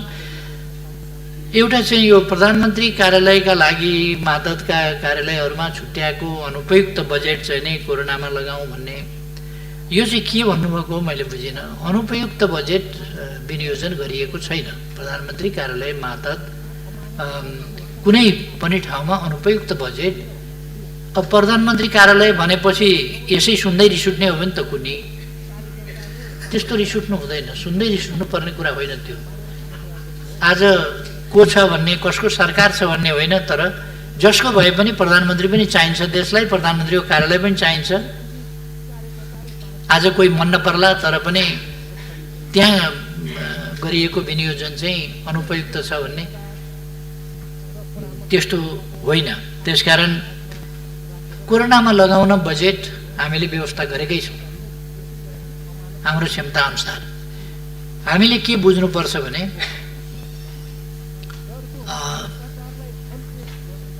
यो बडो फेसनै चलेको छ, यहाँ मान्यज्यूले मात्रै भन्नुभएको होइन, यो अरूले पनि भन्छन्। प्रधानमन्त्री कार्यालय, प्रधानमन्त्री मातहत, प्रधानमन्त्री कार्यालय मातहतका निकायहरूमा गरिएको अनावश्यक खर्चको विनियोजन जुन छ त्यो चाहिँ कोरोनामा लगाइयोस् भनेर। त्यो प्रधानमन्त्री कार्यालय मातहतको यो फेसन जस्तो कुरा होइन यो। त्यसकारण म आग्रह गर्न चाहन्छु त्यस्तो अनुपयुक्त बजेट, अनावश्यक बजेट त्यहाँ विनियोजन गरिएको छैन। कोरोनाको लागि उपयुक्त बजेट, आवश्यक बजेट विनियोजन गरेर हामी नियन्त्रण गर्छौँ। त्यसो गर्दा कुनै संस्थाप्रति या कुनै देशभित्र पनि राजनीतिक आग्रह जस्तो कुराहरू झल्किनु वाञ्छनीय हुँदैन। म त्यतापट्टि मान्यज्यूको ध्यान आकर्षण गर्न चाहन्छु। मैले अघि पनि भने कोरोनाले कुनै पनि सकारात्मक योगदान गरेन। अर्को मान्यजीले गर्नुभएको प्रश्न छ कि यसले गरेन नै, र यसले शारीरिक बिरामी मात्रै होइन, मानसिक बिमारी पनि, त्रासको स्थिति पनि, जसले गर्दाखेरि मानिसहरू डिप्रेसनमा जाने।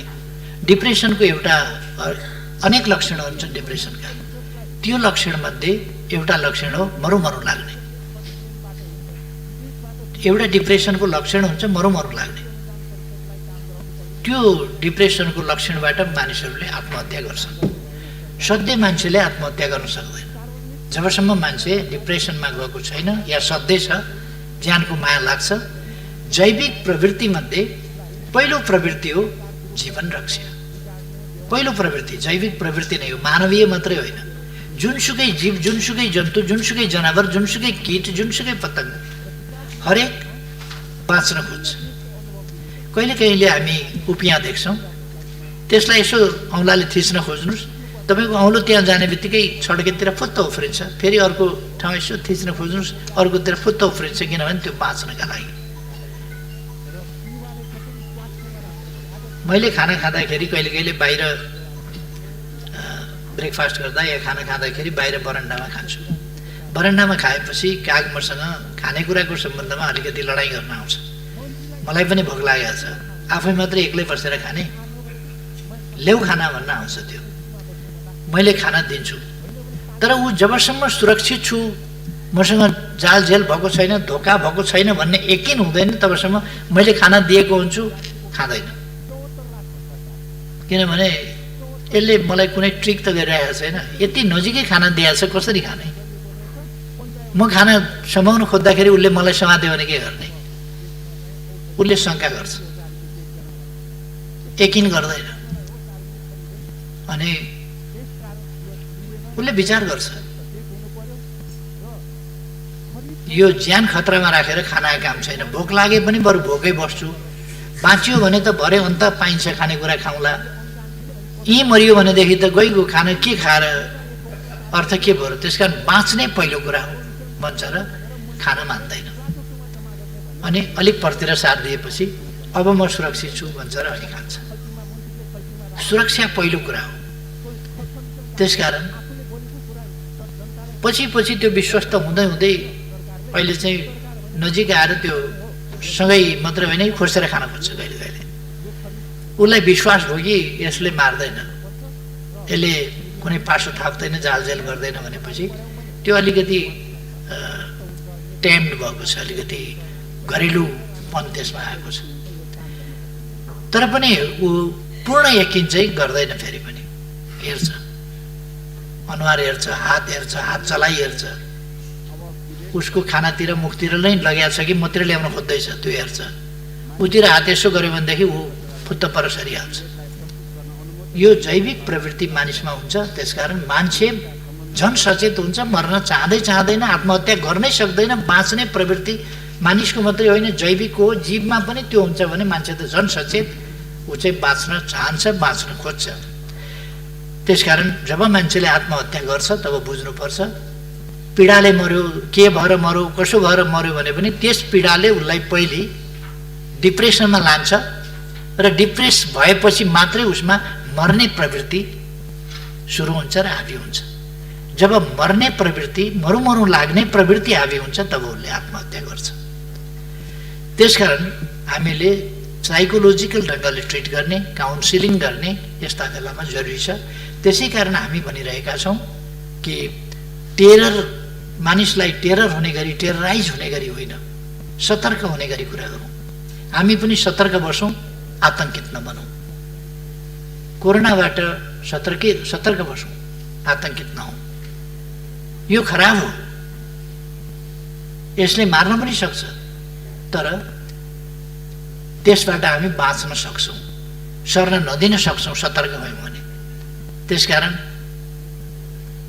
आतंकित नबनौँ। आतंकले डिप्रेसनमा लान सक्छ। यस्तो कुराहरू थुप्रै भएको छ। डिप्रेसन, अब कोरोनाको कारणले डिप्रेसन भएको हुनसक्छ, अथवा कोरोनाका समयमा भएका अन्य गतिविधि, अन्य क्रियाकलाप, अन्य हिंसाजन्य कुराहरू अथवा अरू प्रकारका मानसिक दबावहरू सिर्जना भएर पनि डिप्रेसनमा गएको हुनसक्छ र आत्महत्या भएको हुनसक्छ। तर त्यो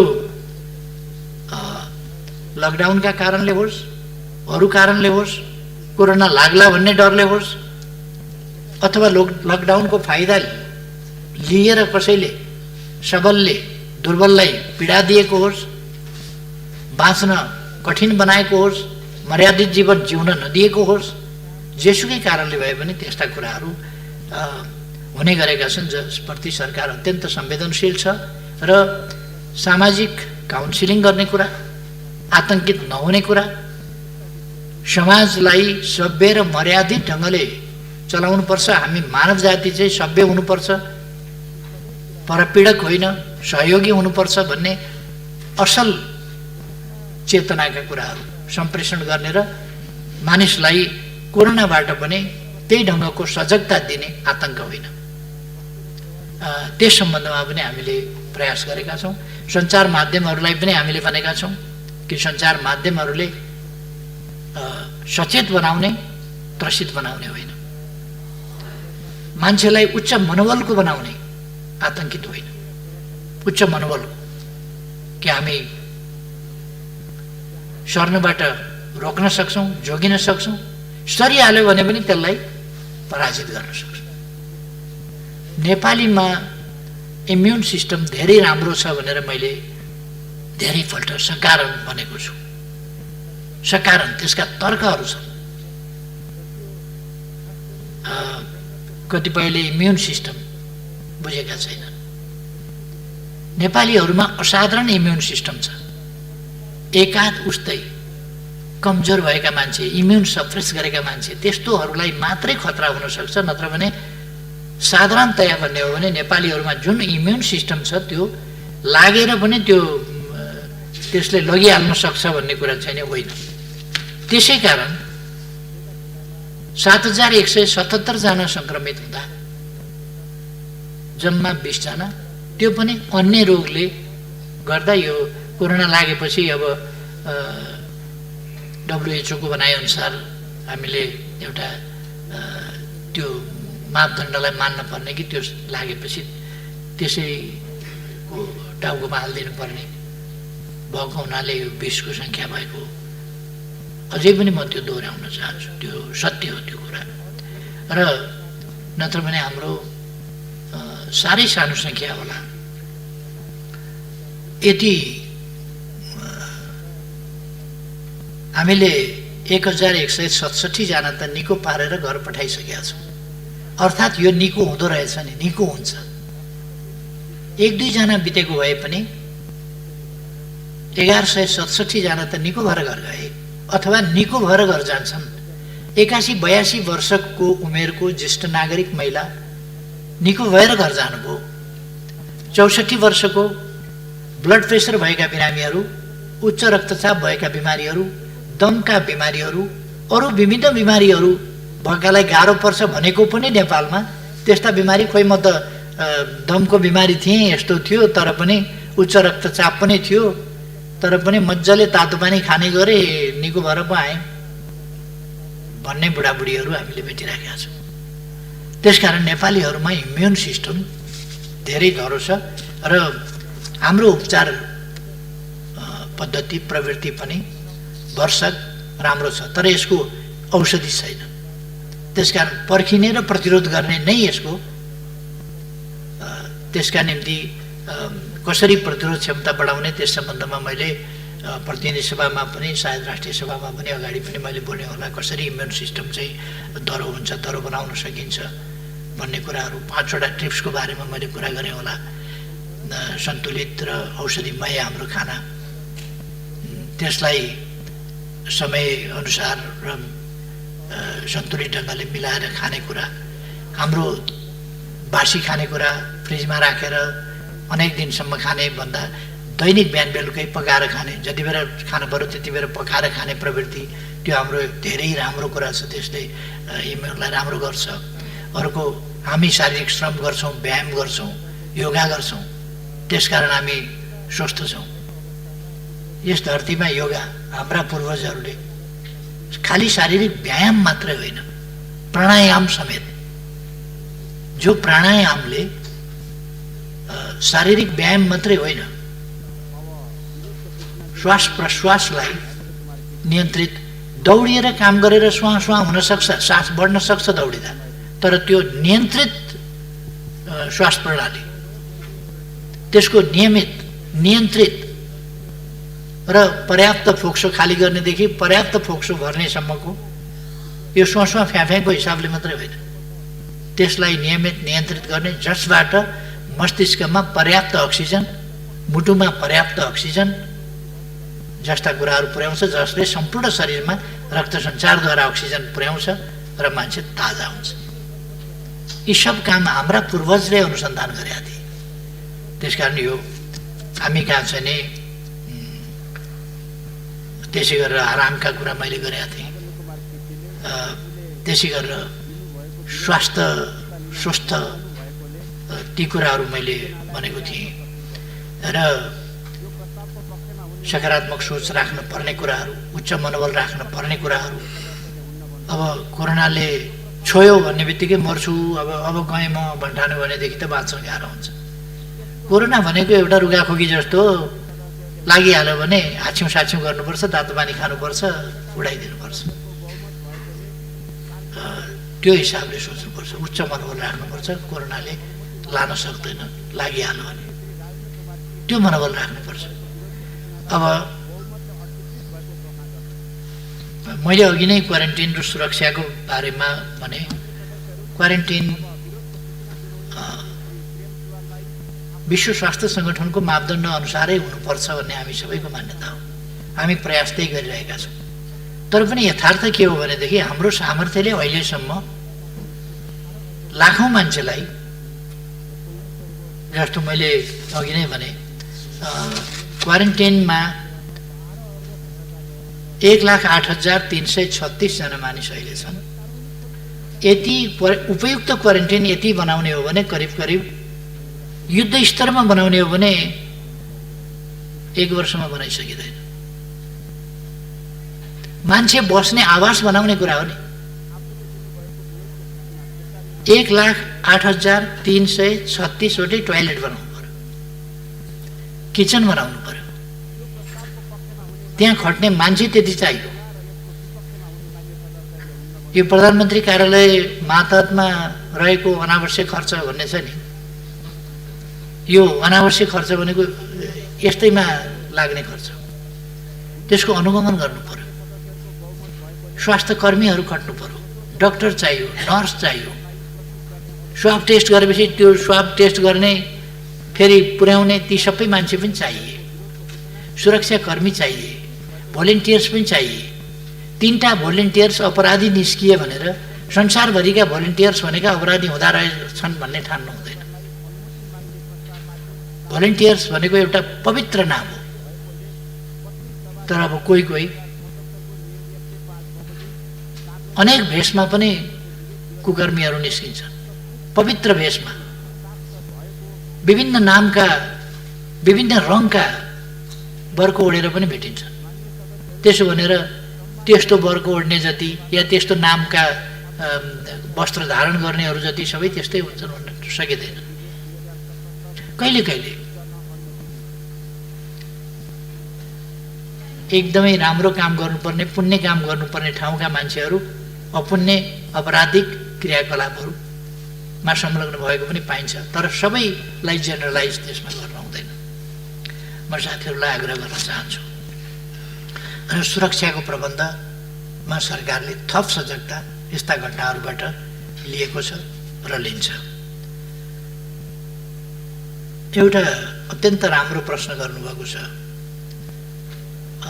मैले अस्ति चैत्रबाट कक्षा सुरु हुँदा मैले शैक्षिक अभिभावकत्व लिएका मुगुका विद्यार्थीहरूलाई काठमाडौँमै ल्याएर बोर्डर्स गर्ने, त्यसका निम्ति माघमा आमा बुवाहरू समेत बोलाउने ती कुराहरू अगाडि सारेको थिएँ। यहाँ फागुनमा उहाँहरूलाई बोलाउने र उहाँहरूले पनि बस्ने ठाउँ, स्कुल, बोर्डर्स कहाँ गरिन्छ त्यो हेर्ने र मैले त्यसै गरी सिरामा शैक्षिक अभिभावकत्व लिएका विद्यार्थीहरूलाई पनि त्यसै गरी पढाउने भन्ने सोचेका थिएँ। तर यो क्वारेन्टाइनको कारणले, लकडाउनको कारणले, आदि कारणले ती विद्यार्थीहरू पनि र अरू पनि त्यस्तैमा परेका छन्। अर्को, हामीले अस्ति 1 गतेबाट अनलाइन शिक्षा आदि भनेर सुरु गऱ्यौँ। तर नेपालको सुविधा, सहुलियत, पहुँच यी सबै कुरा समान छैनन् र सबै ठाउँमा पुर्याउन सकिएको छैन। त्यसकारण सबैलाई भएन भने कसैलाई पनि नगर्ने भन्न सकिँदैन। त्यसकारण हुन सकेका ठाउँहरूमा हामीले अनलाइन शिक्षा, अफलाइन शिक्षा, टेलिभिजन शिक्षा, रेडियो शिक्षा, विभिन्न ढङ्गले शिक्षा उपलब्ध गराउने ती कामहरू गरेका छौँ। जहाँ इन्टरनेट छैन त्यहाँ इन्टरनेट पुर्याउने कोसिस गरेका छौँ। तर सबै ठाउँमा कम्प्युटर, सबै ठाउँमा टेलिभिजन, सबै ठाउँमा टेलिभिजनको पहुँच अथवा त्यसको टावर, त्यसको प्रसारणको क्षमता आदि कुराहरू नै नपुगेका त्यस्ता ठाउँहरू छन् र इन्टरनेट नपुगेका ठाउँहरू छन्। त त्यस्ता ठाउँहरूका विद्यार्थीहरूप्रति हामी चिन्तित छौँ। कसरी त्यसमा पुरा गर्न सकिन्छ भन्ने कुराहरू यहाँले ध्यान आकर्षण गर्नुभयो। मैले आफूले शैक्षिक अभिभावकत्व लिएका विद्यार्थीहरूको बारेमा मलाई सम्झना छ, मैले बिर्सिएको छैन र ती विद्यार्थीहरूको खबर यहाँहरूले सुन्दै जानुहुनेछ भविष्यमा। मेरो विश्वास छ तिनीहरू त्यसै अनुसारको प्रगति गर्दै अगाडि बढ्नेछ। अरू ठाउँमा पनि मैले गरिब बालबालिकाहरूको कसरी उत्थान गर्न सकिन्छ, तिनीहरूलाई गरिबीबाट कसरी उन्मुक्त गर्न सकिन्छ र तिनीहरूको उज्जवल भविष्य कसरी बनाउन सकिन्छ, तिनीहरूलाई प्रतिस्पर्धी क्षमताका नागरिक, विश्वमै प्रतिस्पर्धी क्षमताका नागरिक कसरी बनाउन सकिन्छ हाम्रा देशका तमाम बालबालिकालाई, त्यतापट्टि पनि मेरो ध्यान गएको छ र सरकारको ध्यान गएको छ। तदनुसार हामी प्रयासहरू अगाडि बढाइरहेका थियौँ। आगामी वर्ष हामीले यस वर्ष यो नयाँ आर्थिक वर्षमा देशलाई साक्षर घोषणा गर्ने योजना बनाएका थियौँ। तर मलाई लाग्छ यस वर्ष हामीले साक्षर बनाउन सम्भवतः सक्दैनौँ, अर्को 1 साल पर्खिनुपर्छ जस्तो लाग्छ। त्यसकारण अहिलेको सरकार कुनै अव्यावहारिक कुराहरू गरिरहेको छैन। जस्तो हामीले यसै वर्ष साक्षर बनाउने भने पनि यस वर्ष साक्षर बनाउन सम्भव नहुन सक्ने अवस्था रहेको कुरा म साथीहरूमा जानकारी गराउन चाहन्छु। अर्को वर्ष सायद हामीले पर्खिनुपर्छ, तर फेरि अर्को एउटा ऐतिहासिक काम हामी गर्नेछौँ। अर्को वर्ष, अर्को आर्थिक वर्षबाट हामीले नेपाल निरक्षरता नभएको, साक्षरहरूको, पढे लेखेका मान्छेहरूकै देश हो भनेर गर्व गर्ने ठाउँमा नेपाललाई एक सिडी फेरि माथि उठाउन सक्छौँ। अनेक क्षेत्रमा हामीले माथि उठाएका छौँ। हामीले एउटा खुल्ला ठाउँमा शौच गर्ने खालको जुन एउटा स्तर थियो समाजको, त्यसलाई माथि उठाएर अब अनिवार्य रूपमा हरेकले शौचालयको प्रयोग गर्न सक्ने, पाउने र गर्ने प्रवृत्ति र सुविधा त्यस ठाउँमा देशलाई पुर्याएका छौँ र एउटा सभ्यताको माथिल्लो सिँढीमा उठाएका छौँ। अघि मैले भने सभ्यताका यस्ता थुप्रै सिँढीहरू, थुप्रै युगहरूलाई हामीले परिवर्तन गरिदिएका छौँ। सडकमा भिखारी देखिने युग समाप्त भएको छ, बालबालिका सडकमा देखिने युग समाप्त भएको छ, भिख मङ्गा सडकमा देखिने युग समाप्त भएको छ, सडक मानव देखिने युग समाप्त भएको छ र अब यसै गरी निरक्षर देश भन्ने मापदण्ड त्यो पनि एक स्तर माथि देश उठ्नेछ र हामीले दिगो विकास लक्ष्यका मापदण्डहरूमा, थुप्रै मापदण्डहरूमा हाम्रो रेकर्ड राम्रो छ। नीति कार्यक्रम र बजेटमा पनि आइसकेको कुरा हो। हाम्रा प्रमुख मापदण्डहरूमा 14वटा मापदण्डमा हामी अगाडि छौँ र नेपालको प्रगति उल्लेखनीय छ र यस्ता मापदण्डहरूका आधारमा हामी थुप्रै ठाउँमा प्रशंसित पनि भएका छौँ। नेपाल, हाम्रो प्रगति, हाम्रो लोकतन्त्र, यस लोकतन्त्रले दिएका उपलब्धि, यस लोकतन्त्रमा स्मुथली हामीले समाज परिवर्तनको क्रमलाई अगाडि लगेका कुरा, सङ्घीयता कार्यान्वयनको कुरा, संविधान कार्यान्वयनको कुरा जुन स्मुथनेसका साथ हामीले लगेका छौँ त्यसलाई संसारले प्रशंसा गरेका छ। हामीले हिंसाको अन्त्य गरेर शान्तिको दिशामा जुन प्रगति गरेका छौँ, शान्ति प्रक्रियालाई जसरी प्रारम्भ गऱ्यौँ, अगाडि बढायौँ र समाजमा शान्ति स्थापना गऱ्यौँ, यी कुराहरू अगाडि बढेका छन्। अब अहिले केहीहरूले हल्ला चलाएका छन्, पढ्न अल्छी लाग्छ कि क्या हो। एमसिसी पढेका मान्छे मैले त्यति भेटिनँ। एमसिसी सम्झौता खोजेर ल्याएर पढे हुन्छ, पढ्ने भन्दा हल्लाका भरमा कुद्ने र जसरी भए पनि विरोध गर्न पाए भयो भन्ने कस्तो चिन्तन। खुट्टाले टेकेर हिँड्न छोडेर टाउकाले टेकेर, त्यो हातले टेकेर खुट्टा ठाडा पारेर हिँड्ने अभ्यास गर्न किन जरुरी छ? खुट्टैले टेकेर हिँड्नुपर्छ। खुट्टाले टेकेर हिँड्ने भनेको जे त्यसमा प्रबन्ध छ त्यो प्रबन्ध पढेर त्यो प्रबन्धमा ठिक बेठिक यहाँ छ भनेर भन्नु चाहिँ एउटा कुरा हो। लहैमा लौ अमेरिकी सेना आउने भयो, कहाँ पढ्छन्, के पढ्छन्, अचम्म लाग्छ मलाई। कागले कान लगो भन्दाखेरि लाँदा त दुख्छ होला नि अलिकति, त्यो दुख्या छैन भने होइन होला त भन्ने थाहा पाउनु पऱ्यो नि पहिले। दुख्या छैन तैपनि सुटुकै लगेछ कि भन्ने हो भने पनि छाम्नु पऱ्यो नि, काम छ कि छैन यहाँ भनेर। दुखे पनि वास्ता नगर्ने, छ कि छैन पनि नछाम्ने अनि लयमा कुद्ने, यो प्रवृत्ति बडा अचम्म लाग्छ मलाई। अहिले सडकको पनि विषय बनेको छ, अन्तको पनि विषय बनेको छ। यो सान्दर्भिक अहिलेको विषय यहाँको नभएको हुनाले म यसमा धेरै अगाडि जान चाहन्न, तर पढे हुन्थ्यो नि सम्झौतामा के लेखा छ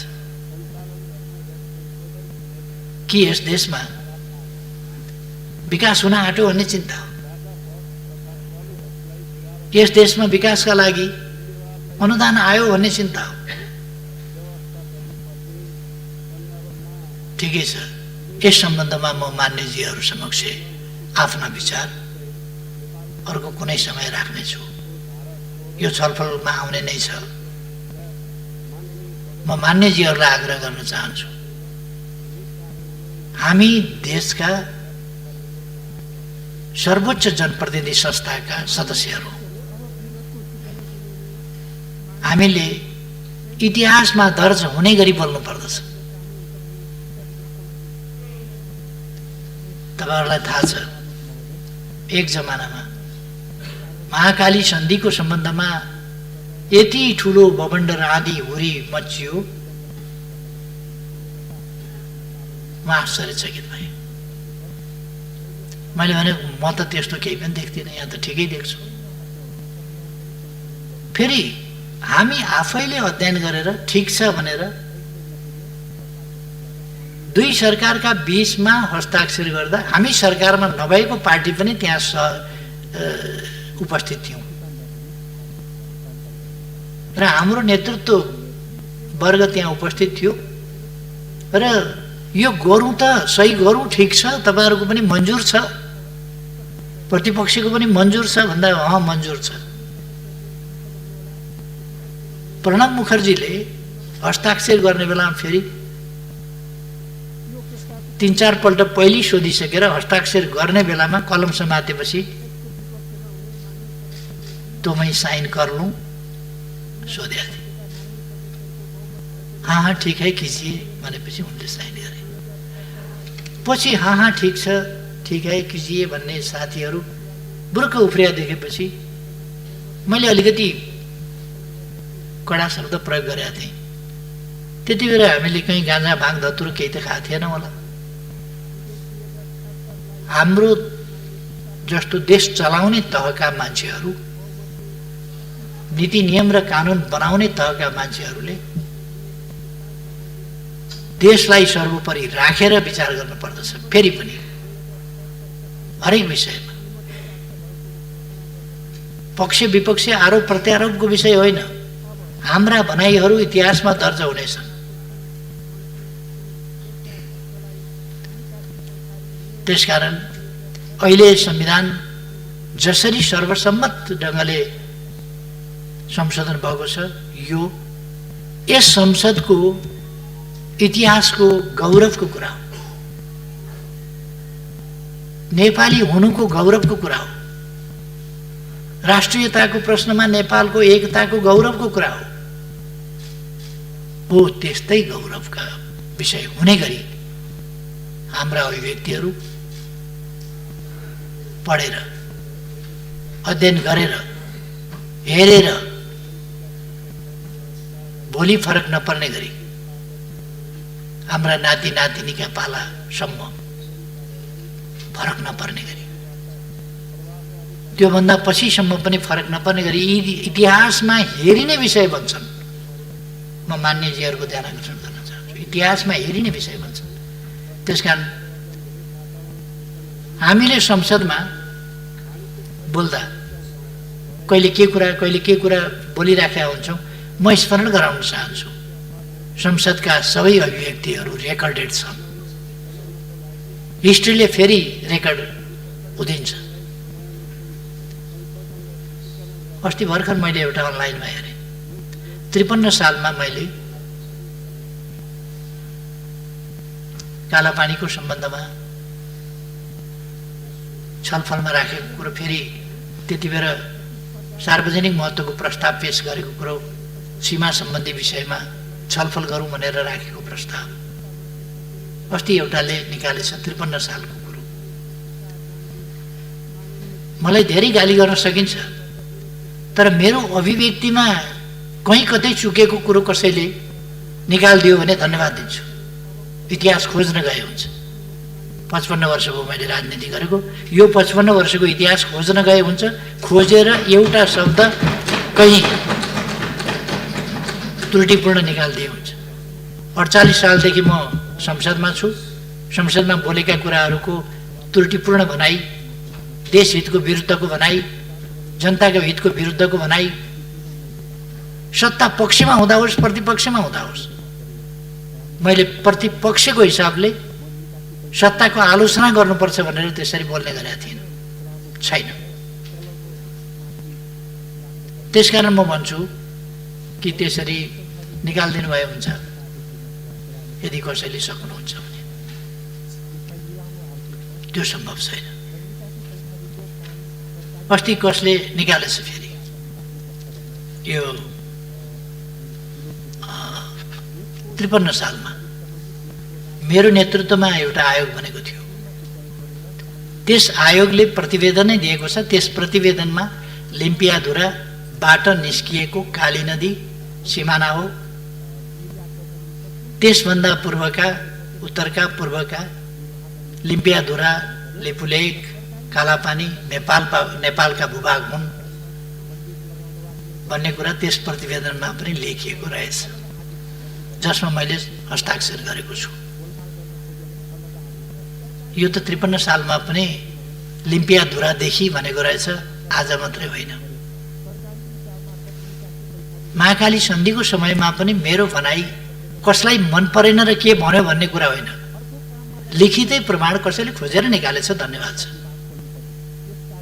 लिम्पियाधुरादेखिकै भूमि नेपालको हो भनेर त 53 सालमा नै मैले प्रतिवेदन बुझाएको रहेछु, हस्ताक्षर गरेको रहेछु। त्यसकारण मेरो आग्रह छ, हाम्रा बहसहरू तदनुसारकै इतिहासमा सत्य साबित हुनुपर्दछ, सेन्टिमेन्टका कुरा होइन। हामीसँग हाम्रो परराष्ट्र नीति हुनुपर्दछ, हामीसँग लगानी नीति हुनुपर्दछ, हामीसँग अनुदान कस्ता स्वीकार्ने अस्वीकार्ने ती नीति हुनुपर्दछ। हामीले बोल्दाखेरि यस्ता कुराहरू सबैको सुस्थिर विश्लेषणका साथ बोल्नुपर्दछ। त्यतापट्टि म साथीहरूको ध्यान आकर्षण गर्न चाहन्छु। र विचार राख्न, देश र जनताको हितको पक्षमा अध्ययनका निष्कर्ष र विचार राख्न हिचकिचाउनु हुँदैन, हिचकिचाउनु पर्दैन। त्यो स्वतन्त्रता हामीलाई छ। विचार छलफलका लागि पार्टीले निषेध गर्दैन, व्हिप लगाउँदैन। कमसेकम मैले नेतृत्व गरेको पार्टीको कुरा म गर्छु। छलफलका लागि निषेधित व्हिप जारी गर्दैन। कहिले कहिले मतदानका लागि व्हिप जारी गर्न सक्छ, कहिले कहिले त्यो पनि गर्दैन। जे होस्, म मान्यज्यूहरूलाई धन्यवाद भन्न चाहन्छु। यस दिशामा हामीले हाम्रो संसदलाई, सिङ्गो संसदलाई, सिङ्गो सङ्घीय संसदलाई, त्यो प्रतिनिधि सभा होस् वा राष्ट्रिय सभा, यसलाई गरिमामय, जनताको नजरमा विश्वसनीय, अत्यन्तै फलदायी, देश र जनताका हितमा साँचो अर्थमा सजग ढङ्गले उभिने संस्थाको रूपमा अगाडि लानुपर्छ। र म मान्यजीहरूको जुन प्रयास छ त्यसलाई धन्यवाद भन्न चाहन्छु र आफ्नो भनाइ टुङ्ग्याउँछु। धन्यवाद।